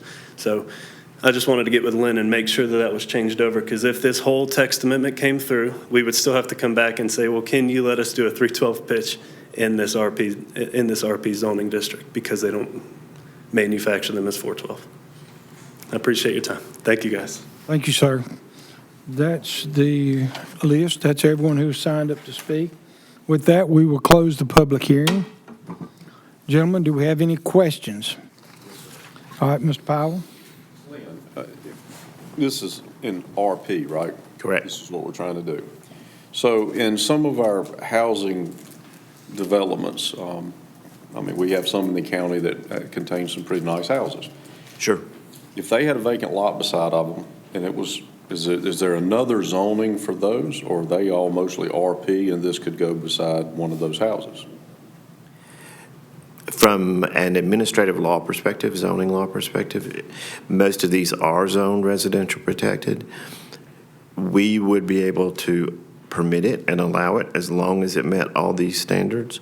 However, in almost every case that I know of, somewhere like Twin Creeks or Wellington or any of the major subdivisions, there are private deed covenants and restrictions that prevent those from going into place. So we, from a government standpoint, really can't get involved in private deed covenants and restrictions, but it is something we need to be aware of. And in those instances, there are many that I know of that a double-wide manufactured home like this would not be even allowed in the development, and that's perfectly legal. The target for this is those, like the former map that Marzi had up with his earlier hearing, where you've got 5 RP zone parcels that there's not really a distinct rationale for, or that maybe there is a rationale, but they're surrounded by residential agricultural. They also often have a long history of special use permits for double-wide manufactured homes in the RP district, which was allowed from the early 1990s till 2021, when we updated the zoning ordinance and removed manufactured housing from the RP district, kind of period at that point. Since then, we've seen what Chairman Paul mentioned, that we get a rezoning request, we get a rezoning request, we get another. And that's not necessarily the best tool for handling what is actually a housing issue versus a use issue. I don't want to parse hairs, but a permit at whatever level is a better tool to deal with a housing need that's really not being met, but that would be overall equitable and overall generally accepted by the public. It sets a pretty high standard. But to your point, 4 major residential subdivisions with deed covenants and restrictions, that is up to the buyer to determine if that is allowed or not. It's also up to some degree to the folks who work with buyers to set up these homes to make sure that there are or are not deed covenants and restrictions, because that setting one up where there is just as illegal in the private sector, a civil law matter, as it is to set one up where you don't have zoning permission, which would be illegal according to our administrative law. Does that make sense? Sort of. Yeah. So in the illustration that I used, the developments that would be handled by the developer with the covenants on deed restrictions and stuff like that. So what about the areas, and I know we've had some, where you've got a cluster of RP? I know we had one out on, right there at Mount Carmel Church Road not long ago. It was 8 or 10 houses that were protected. So this would afford no protection to those little small neighborhoods that maybe have stick-built homes, maybe even very nice homes. I mean, of course, everybody's home's very nice to them. That's what they live in. So I'm just concerned that a blanket policy that would allow them to put these in any RP section is going to take away from the protection that we've tried to afford over the years to those folks who have the homes that would qualify as RP. Anyway, you know, where they were at. So there's, unless I'm wrong, correct me if I am, there's a lot more RA land in this county than there is RP or anything else. Oh, you're absolutely right. The vast majority of residential lands are zoned So I'm wondering why there's such a need to do this in the sparsely located RP districts when we have so much RA land available that they wouldn't need to come before us, period. To get permission to put these on. But in the past, they have been coming to us with a request for, to change the rezoning from RP to RA.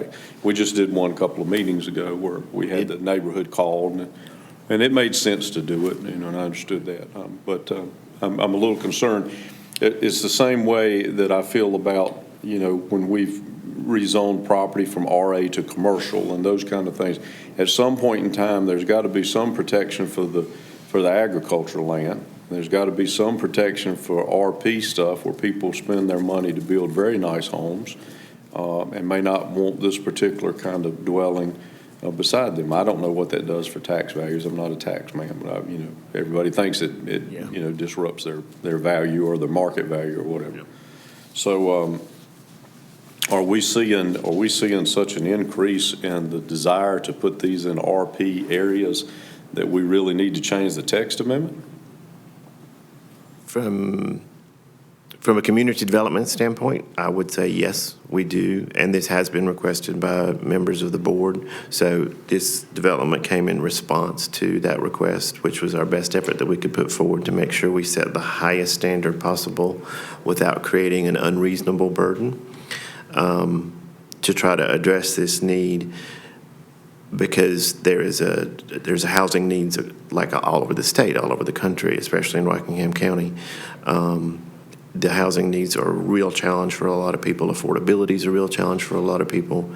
In many instances, these folks will find a parcel, it's an acre, it's suitable, it's affordable, but it's zoned RP. In many instances like this, we will see there's been a history of special use permits issued over time for double-wide manufactured homes. I think a good example is the Friendship Church Road neighborhood. There's a lot of RP zoning down there, but I would say at least 10, if not 12 parcels down there have special use permits in place historically from what the rules used to be to allow double-wide manufactured homes. So it's definitely a balance. There's definitely, you know, that kind of concern with it, but we've tried to craft these standards so that these homes will look as much as possible like a stick-built single-family residence or a modular home.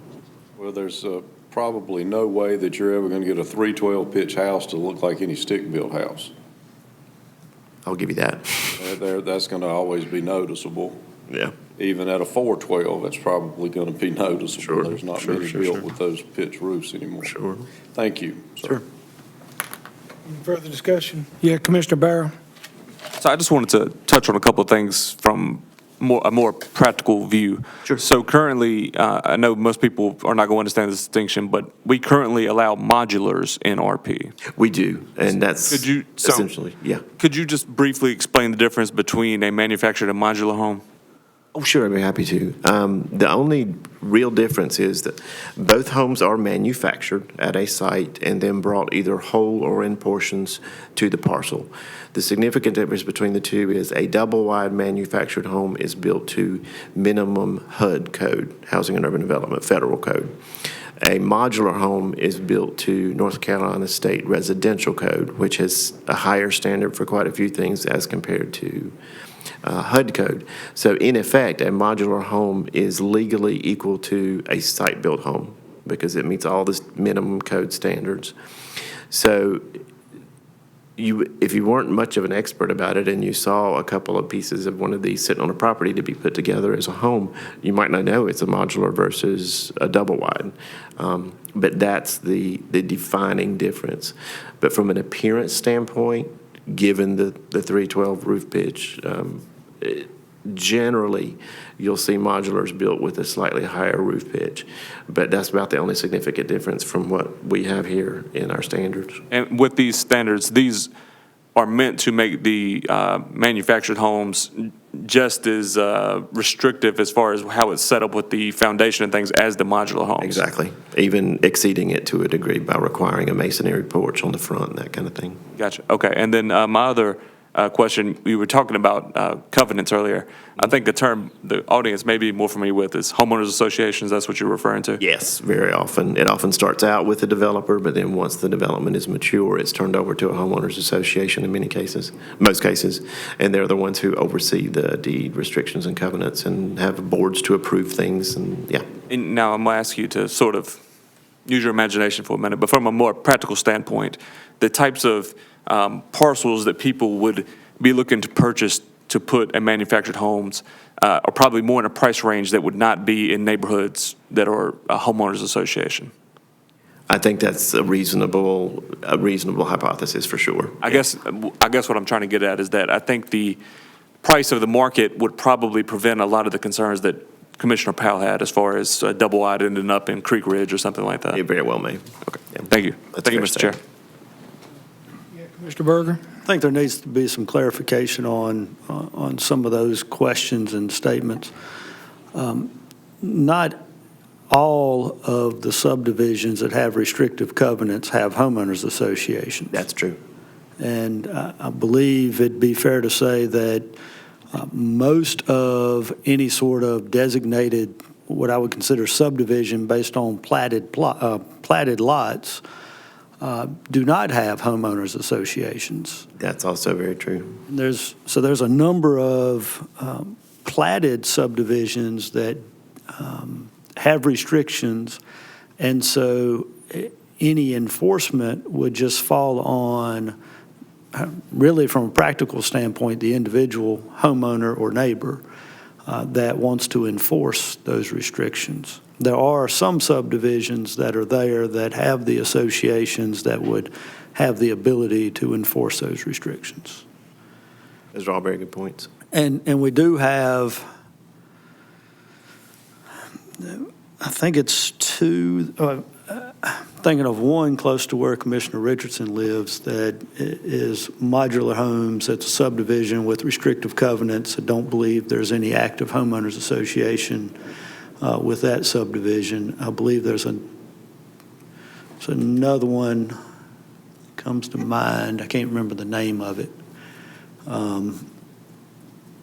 But there are some subdivisions that are primarily modular in nature and not manufactured homes. Most of your manufactured homes, they are the traditional park that is got some age to it.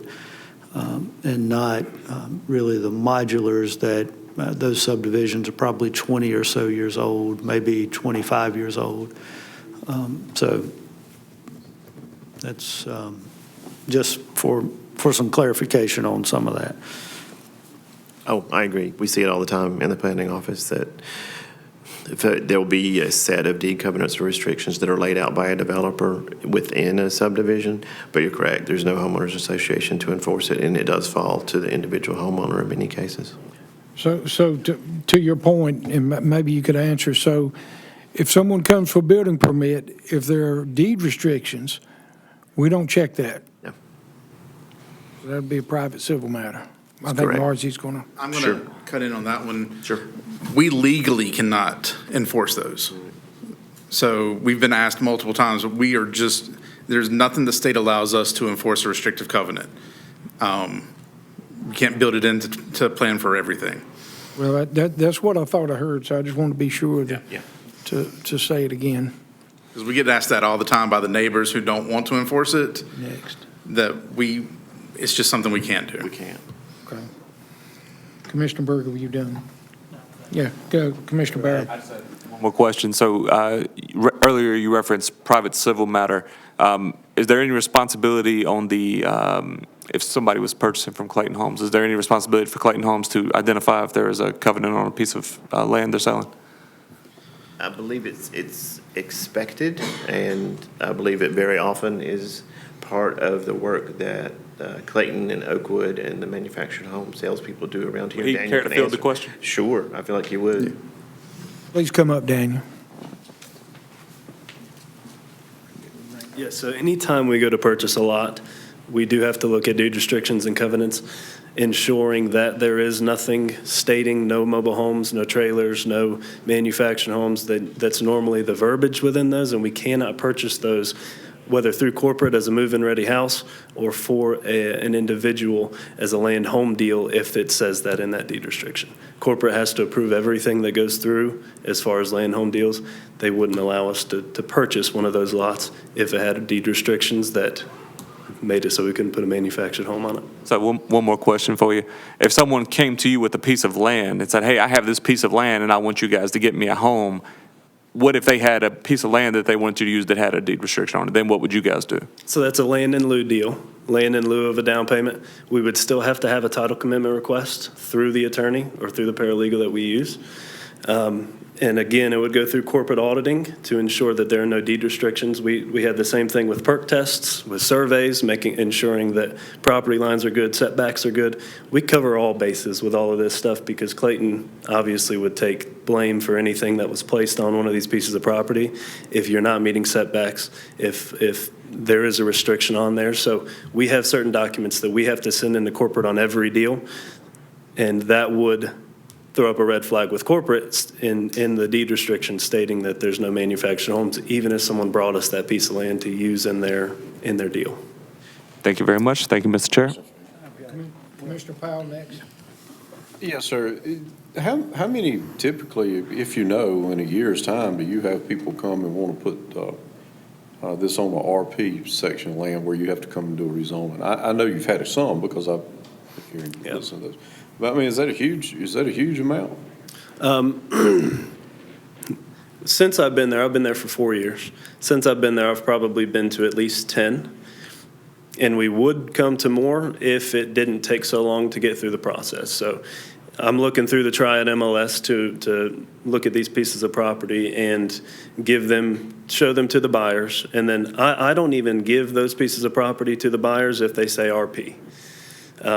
Unless I get with Lynn and he says that should be good to go, which is probably 10 out of the last 100 or so houses that we've done. If this were, yes, it's a very common thing for people to want pieces of property that are zoned RP for a manufactured home, but we don't go through with that because it takes such a long time to get through this process. And get them into a house, because the process is long as it is anyways, and then you add another 2 or 3 months onto that just waiting on the county.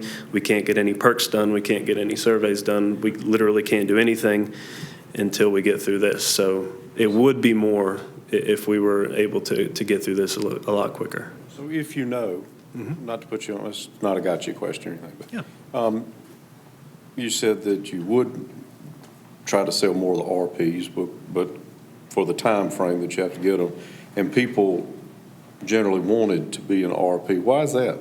Not generally wanted to. It's just that there are more, in my experience on the MLS, there are more RPs than there are residential agricultural for some odd reason.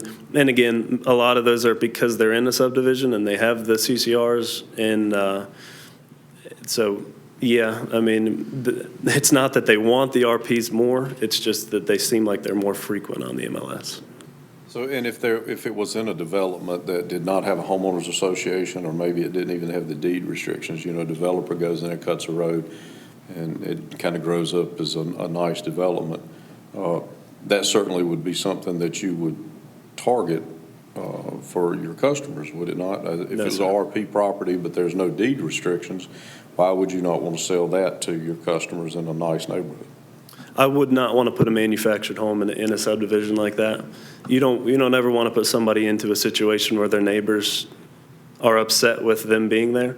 So being the GM, I would strongly advise against it. But I will say to that, I haven't found a nice subdivision with stick-built houses where there wasn't deed restrictions. And that just doesn't, you don't ever see that whenever you get into those subdivisions, even just the platted out ones where there was someone who was developing the land. I would say 9 times out of 10, and that's being gracious, there's deed restrictions stating that you can't have manufactured mobile homes. Thank you. Sir. Thank you, Commissioner Berger.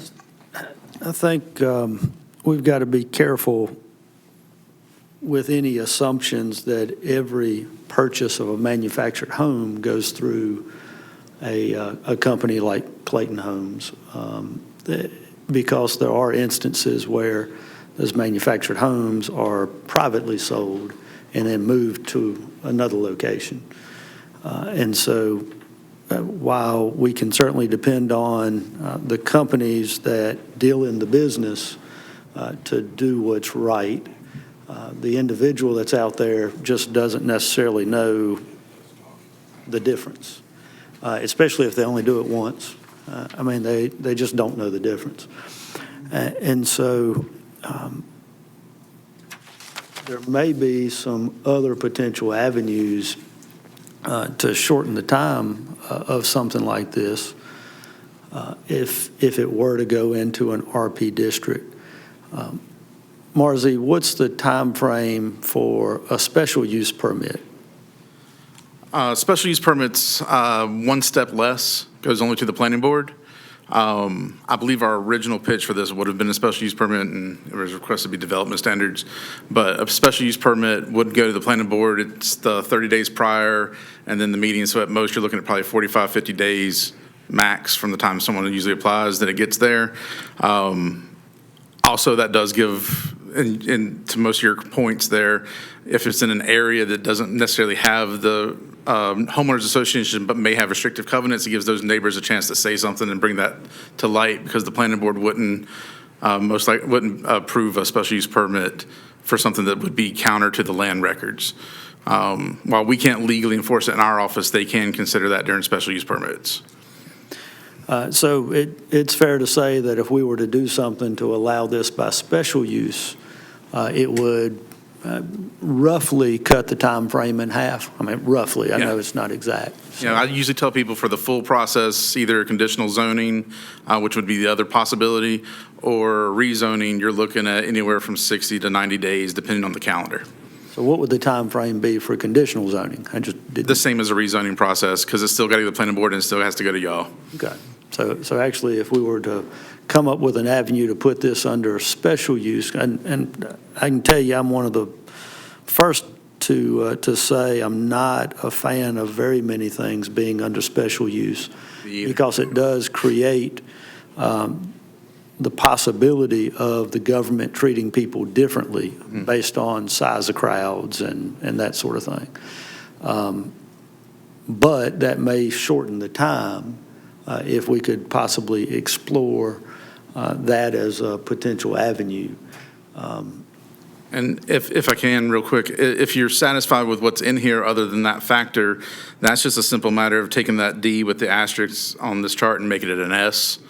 That'll automatically take it to special use permit process, and everything else that entails automatically in the ordinance. However, if it's the regulations themselves you also want to revisit, we'd have to come back and talk about those. Right. Or hash it out now. Either way. It'd be more efficient if you brought it back. Right, I understand. I'm just throwing all options out.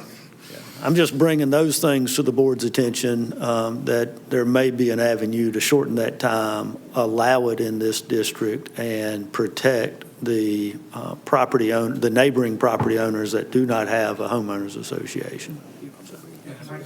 quick, speak to something that Don was asking about the number of RPs that usually come across. We get this question weekly, if not 3 times a week, about RP districts and whatnot. And I usually find out that those are usually the smaller lots that are more affordable than our larger RA lots tend to be more acreage. So I think you're seeing more of those because of their size and cost at that point.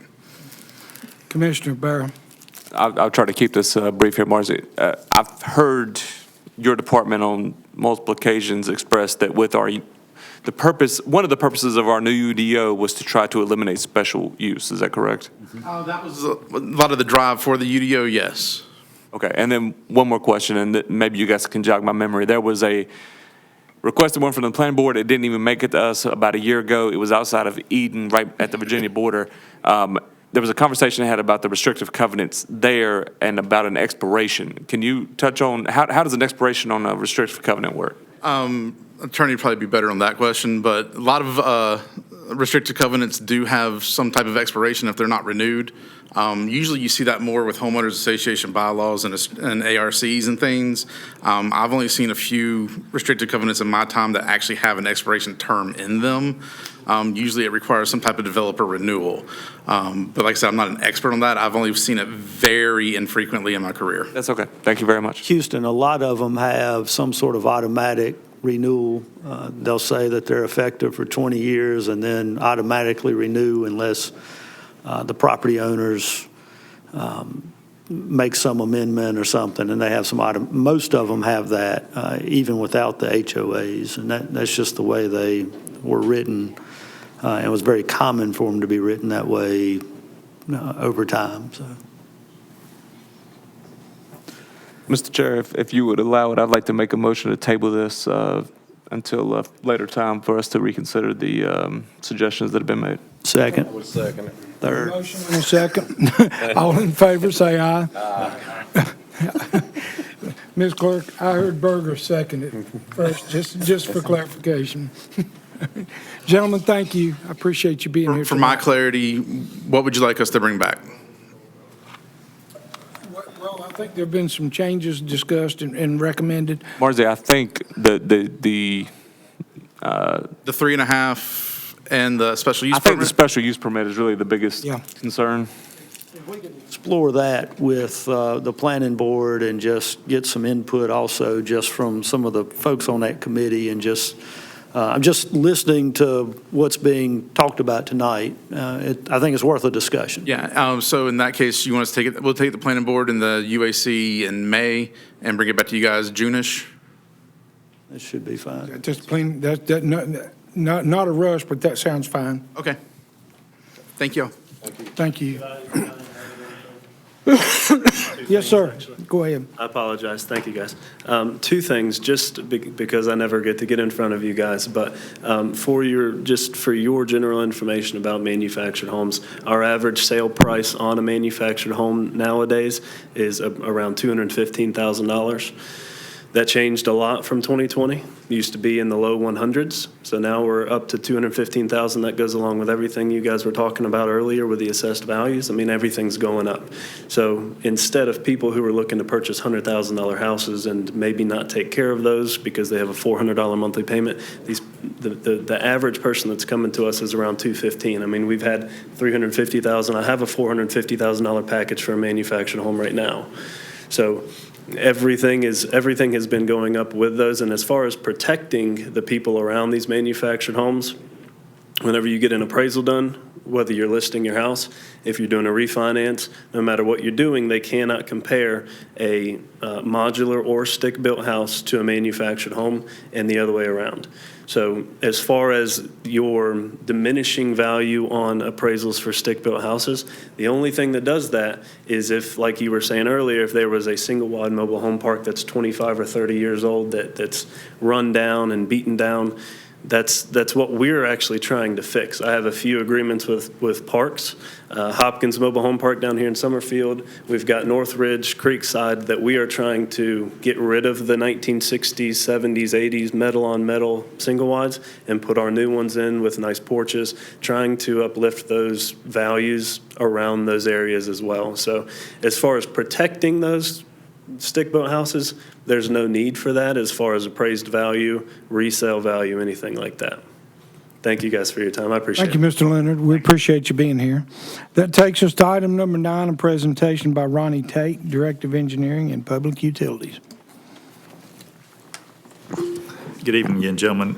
Second item I have tonight is more of a continuation from the April 1st meeting with Bill Lester here presenting about the projects that we have going on, utility projects. And I think there was a little bit of maybe some confusion and not enough information that night about the 4 projects that he presented to you all for possible requests for funding for them. And so what we did is Pat has consolidated all 4 of these projects into one budget amendment. These funds are OSBM water and wastewater projects, funds that were uncommitted. And those funds will go for the 2 water projects, the US 220 water line upgrade project and the Madison transmission line upgrade project. The third one is the contingency increase for US 220 force main project to cover the additional cost for that. And the last one is the Mayodan wastewater treatment upgrades to provide county for the sewer capacity as part of those force main upgrades. And the funding for that is county ARPA revenue replacement dollars, least restrictive for use for that project. And Pat is here if you have financial questions, but hopefully I've answered those. But it's one budget amendment and a project ordinance request for approval tonight. Very good. Gentlemen, do we have any questions? This is not a public hearing, so I don't get to gavel again, so. Do these need to be addressed separately or together? I think it can be done together. Meant to be together since it's one budget amendment and project ordinance. This is basically the summation of the presentation that Bill Lester did Yes, sir. last time he was here, and you're giving us the dollar figures exactly now. And a budget amendment to go with it, yes. Any questions, gentlemen? With no questions, we'll entertain a motion. Motion to approve a change to, I guess we got to read this whole motion now. Yeah. Sorry. Depend on you. Motion to approve a change to capital project ordinance and budget amendment to align existing budget for the following projects. US 220 water line replacement project, amount of $250,000. Town of Madison water transmission line upgrades, amount of $972,800.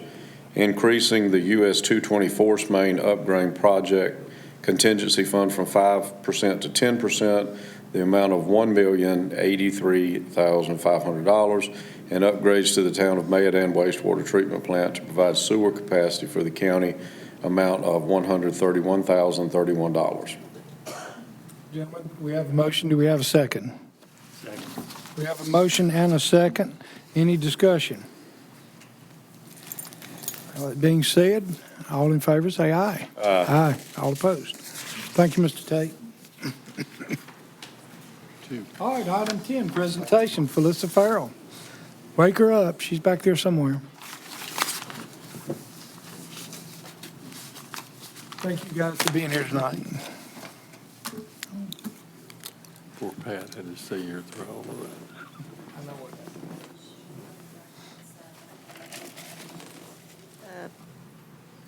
Marzi's presentation's good.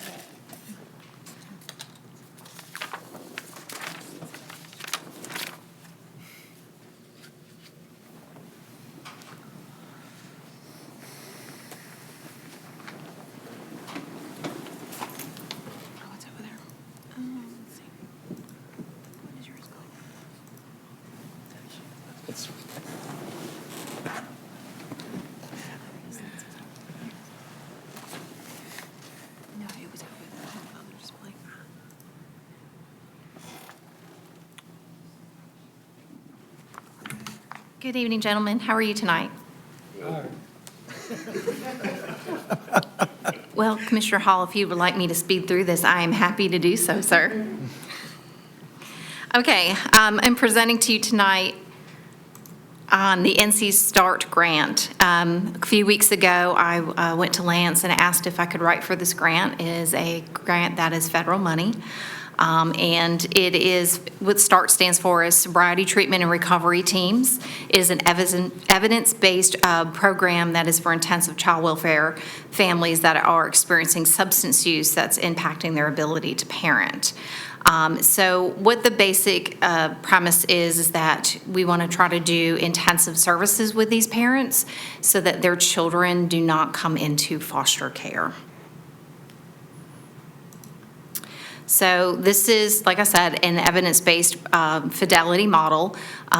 There are 2 teams. Those teams can have up to 15 families each, and it is a collaboration between a substance abuse provider and a child welfare agency where they bring in their peer support specialists that are teamed with our child welfare workers, and they work together to build a rapport with a family and then get those families into services and keep them in services and helping them make kind of shared decisions about what's best for what's going on with them.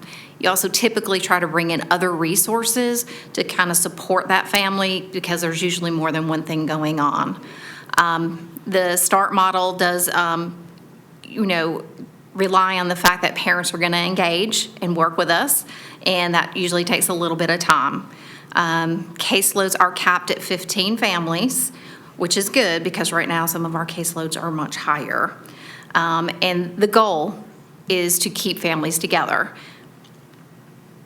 I'm going to show you just a little bit of what we're experiencing right now in foster care. And as you can see, substance use is probably making the biggest impact of why children are coming into foster care. And what we want to do is slow that down, or if we could, stop it.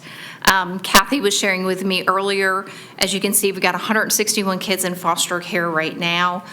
We've taken 32 children have come into foster care since January. It was almost 80 last year, just in a year.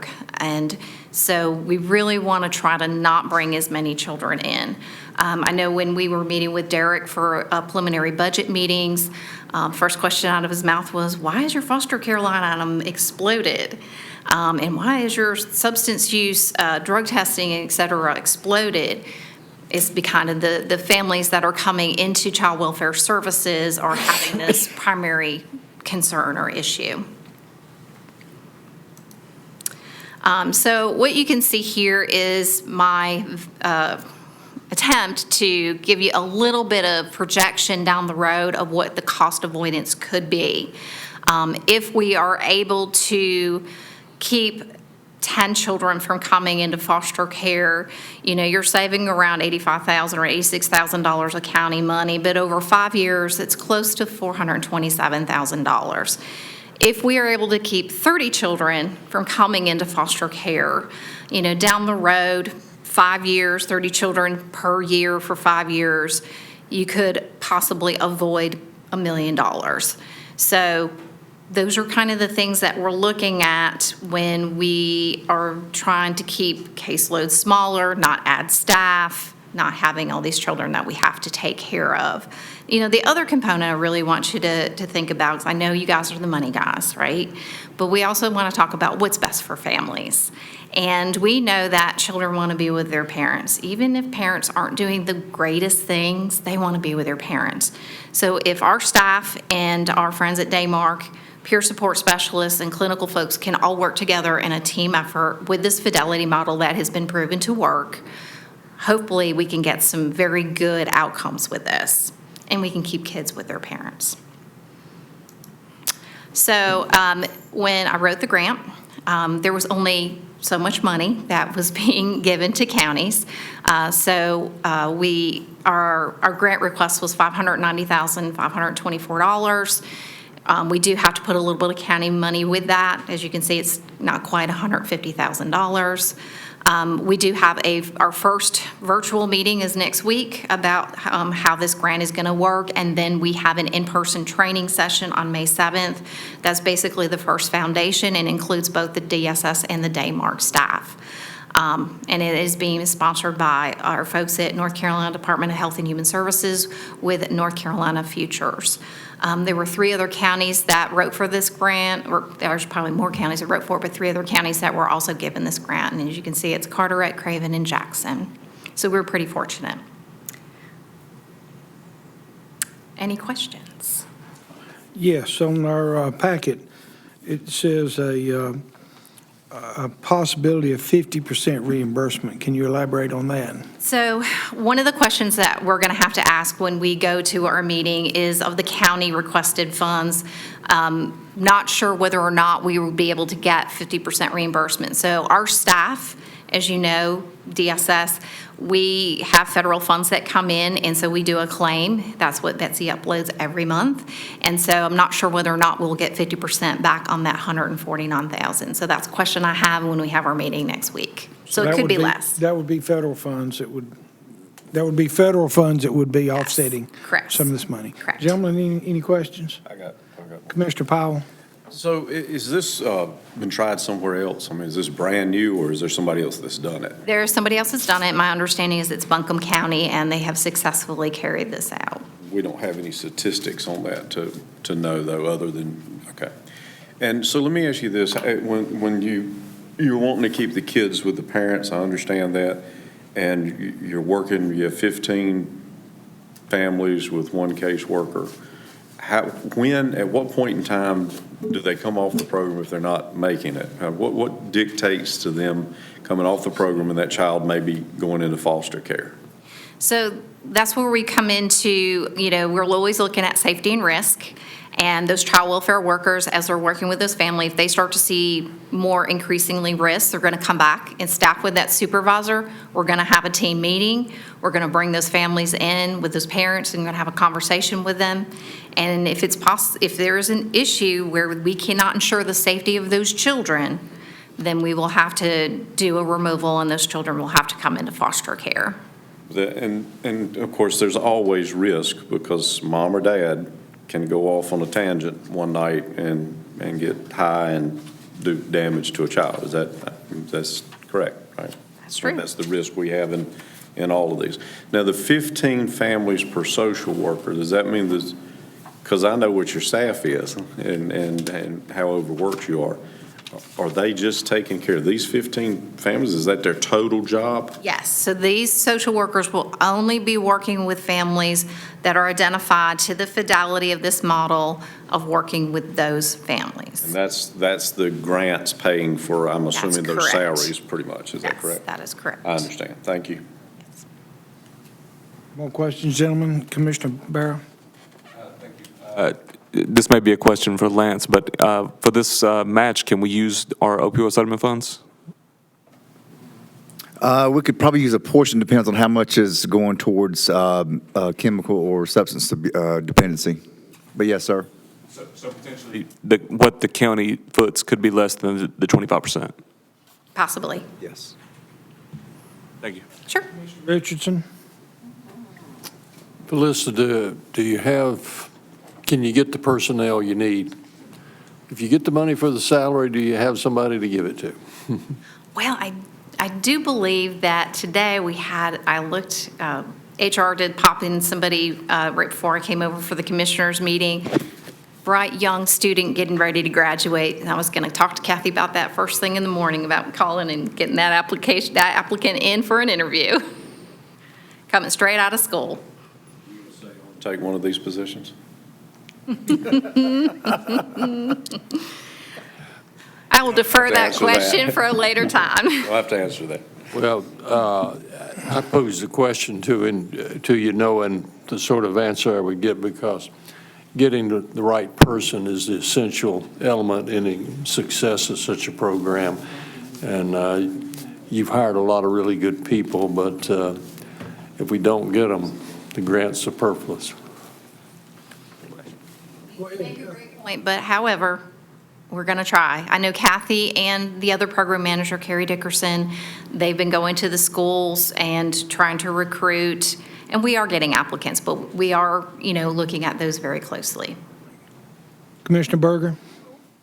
As far as bringing somebody on board, so how long is this grant good for? The grant will start immediately, and it is good for the rest of this fiscal year. And it runs on a federal fiscal year because it's a federal grant, it's a SAMHSA grant, SAMHSA money. So it'll go again for another year. And then you're going to get reevaluated, and I'm not sure if there'll be additional funds or not. I think we're going to find out a little bit more when we go to the meeting in May. My hope would be, and this is just kind of being maybe a little ivory tower, but if we do see a decrease in the number of children coming into foster care, I think through attrition, you would not have to hire back some of those staff if they decide to leave. So, it's 6 of one, half of another, right? If you are doing a service that is working and families are able to sustain, then maybe you will not need as many foster care social workers in the future. Right now, we need them. Is there a way to measure that other than just the number of positions? I'm not sure I understand the question, Commissioner. Are there any other measuring points? So what you mentioned was if this is successful, hopefully in the future you don't have as many families in foster situations. So one of the things that we do measure in our numbers is if families re-enter.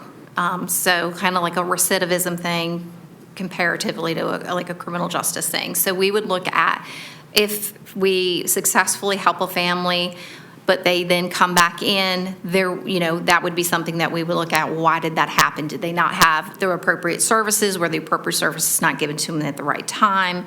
Were there other factors that we didn't realize that we should have realized? Those kinds of things. So yes, we do have measures that we have to meet with the state. Just for clarity. You said this program will run through September of 2025. Is that what I heard? Yes. Okay, so 15, 16 months, something like that. Okay. And you said you were going to find out the possibility of that continuing this summer, probably? I'm hoping that when we go to our first meeting in April next week, that we can ask about if there's going to be continuing funding. All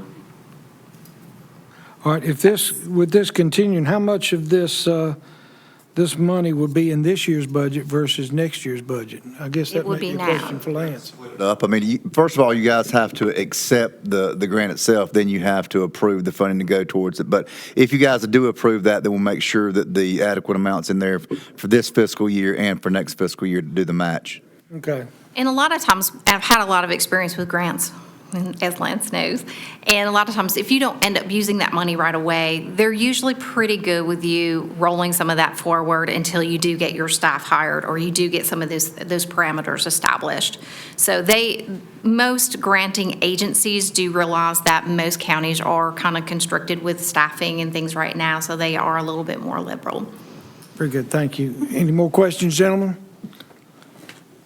Motion to approve the request for the grant. We have the motion, is there a second? Motion and a second. And to approve the match Oh, amount. we're going to have to do that separately. You can do it all at one time if you'd like. All at one time, then. I amend my second to reflect Mark's. Very good, very good. All in favor, say aye. Aye. Opposed? Thank you, Felissa. Congratulations. Appreciate this, thank you. All right, what's next on our list? Let's see. New business, any new business? Nothing. Thank you, Commissioner Barrow. Commissioner comments. Thank you, Mr. Chair. Thank you for everybody that stuck around tonight. I know this has been a long one. I would just like to say congratulations to our new District Attorney, Katie Greggs, and special congratulations to our former District Attorney, who is now Superior Court Judge, taking the role left by Judge Stan Allen, Judge Jason Ramey. Jason Ramey has done a great job in the District Attorney's role, but I think he'll do an equally great job as Superior Court Judge. For those that don't know, Jason Ramey and I have been friends for about 25 years, and I love him. He's a man of God, and he's a man who will divvy out justice even-handedly, and I'm very excited for him and his family. Thank you, Mr. Chair. Commissioner Richardson. Yeah, I too would like to thank the hardcore that have hung around for this meeting. I think we may be down to 3. But it's good to have as much participation, and the questions generally are good. And when you start talking about money, it gets emotional and so forth. But anybody listening to this broadcast, encourage folks to make the inquiries, ask for a reassessment, because you'll be more comfortable if you know exactly how your individual case was taken in this regard. And it's a central function that if we wanted to, we can't put it off. It has to be done. So in regards to the reassessment of your property evaluations, by all means, continue to ask those questions, go to our meetings, and I guess we're going to have to look at perhaps some additional meetings, but ultimately you need to make an appointment and review your individual case. I want to recognize tonight Tara Pierce Muccini, who's in charge of our youth services. Now, not all counties have a youth service, and we're fortunate to have that because we do some pretty good things within the county as far as supporting our youth. We do some in consultation with the school system and with various charitable organizations. But basically, it provides opportunities for our children that we wouldn't have. And perhaps a lesser-known factor is Tara, by virtue of using almost 100% grant funding and reimbursement funds from our LME MCO, keeps the burden on the taxpayer to almost zero. Can I say almost zero? It's not zero, I know. Used to be. Anyhow, Tara has been doing this for a long-time employee with the county, does a great job. And if you see Tara Muccini out there, and especially in the course of her duties, she's providing a vital service to Rockingham County, and I want to recognize her and appreciate her for it. That's all. Thank you, Commissioner Richardson. Commissioner Berger. Yes, we certainly had a very good crowd tonight. Glad to have people want to know what's going on and not rely solely on social media, which is never correct. The board here over time has challenges that it faces with regards to what to do as far as county tax dollars. The county government is not immune to inflation. We have gas, we have supplies, we have salaries, and we've got 3 choices. 1 is a reduction in services, 2 is growth, and the third one is to ask you to pay more money. Over time, this board has chosen growth. Oftentimes, when we have chosen growth, we've had crowds show up and adamantly oppose that growth. Now, not all growth is perfect, but that growth has allowed us to keep the rate consistent and actually reduce it over the last 14 years or so. So understand when you show up and adamantly oppose and bring crowds and buses and oppose growth that you're asking to pay more yourself, especially when those potential growth opportunities come with high revenue streams. So just keep that in mind. Also, today in history, 77 years ago, Jackie Robinson made his Major League debut, which was a tremendous day in American history. Also want to recognize the last staff member that was up here because I don't believe she's coming back. to see us again, at least, unless she's one of the crowd yelling at us or something. That could potentially happen, but Felissa Farrell and I have worked together over the years and have had a good relationship, joking back and forth, and I certainly have appreciated all of her time that she's devoted to the county, our fellow employees, and all of the citizens of this county. So, Felissa, we appreciate everything that you've done. I wish you nothing but the best. I know you've still got some young ones in the house, and you'll get to spend a lot of time with them, and wish you well in retirement. So, thank you. Thank you. Commissioner Powell. So tonight, we were honored to have some elected officials with us. The sheriff, Sam Page, always good to see him. Philip Butler with the school board, Paula Rakestraw from the school board, and retired clerk of court, Mark Pigram, was here tonight, no doubt to check on his daughter and make sure she was doing what she was supposed to do. I too would like to just say that I appreciate the folks that come out tonight. I know that a lot of times you may think that we dread that. We do not. I would much rather you come here, voice your concerns, and get the correct information than, as Commissioner Berger said, go to Facebook. Understand that most of what you see out there is incorrect, and it's incorrect by design for people to use false information to push their agenda or to cause friction between the elected officials and the community. And that's not what we want. We have done everything we can do to try to take care of the citizens of Rockingham County. And we're going to continue to do that as best we know how. And we're going to continue to give you the same level of service that you expect and that you want. And we're going to do it at the cheapest possible tax rate that we can possibly do. We don't always get it right, but we always try very hard to get it right. Sometimes there's unintended consequences. But most of what we do is dictated by somebody else, particularly the state. We are an arm of the state for most things. And so they have requirements that we have to abide by. And I had a gentleman say, not all laws are constitutional. Well, they may not be, but if you want to be the one to test it, we'll be glad to let you do it.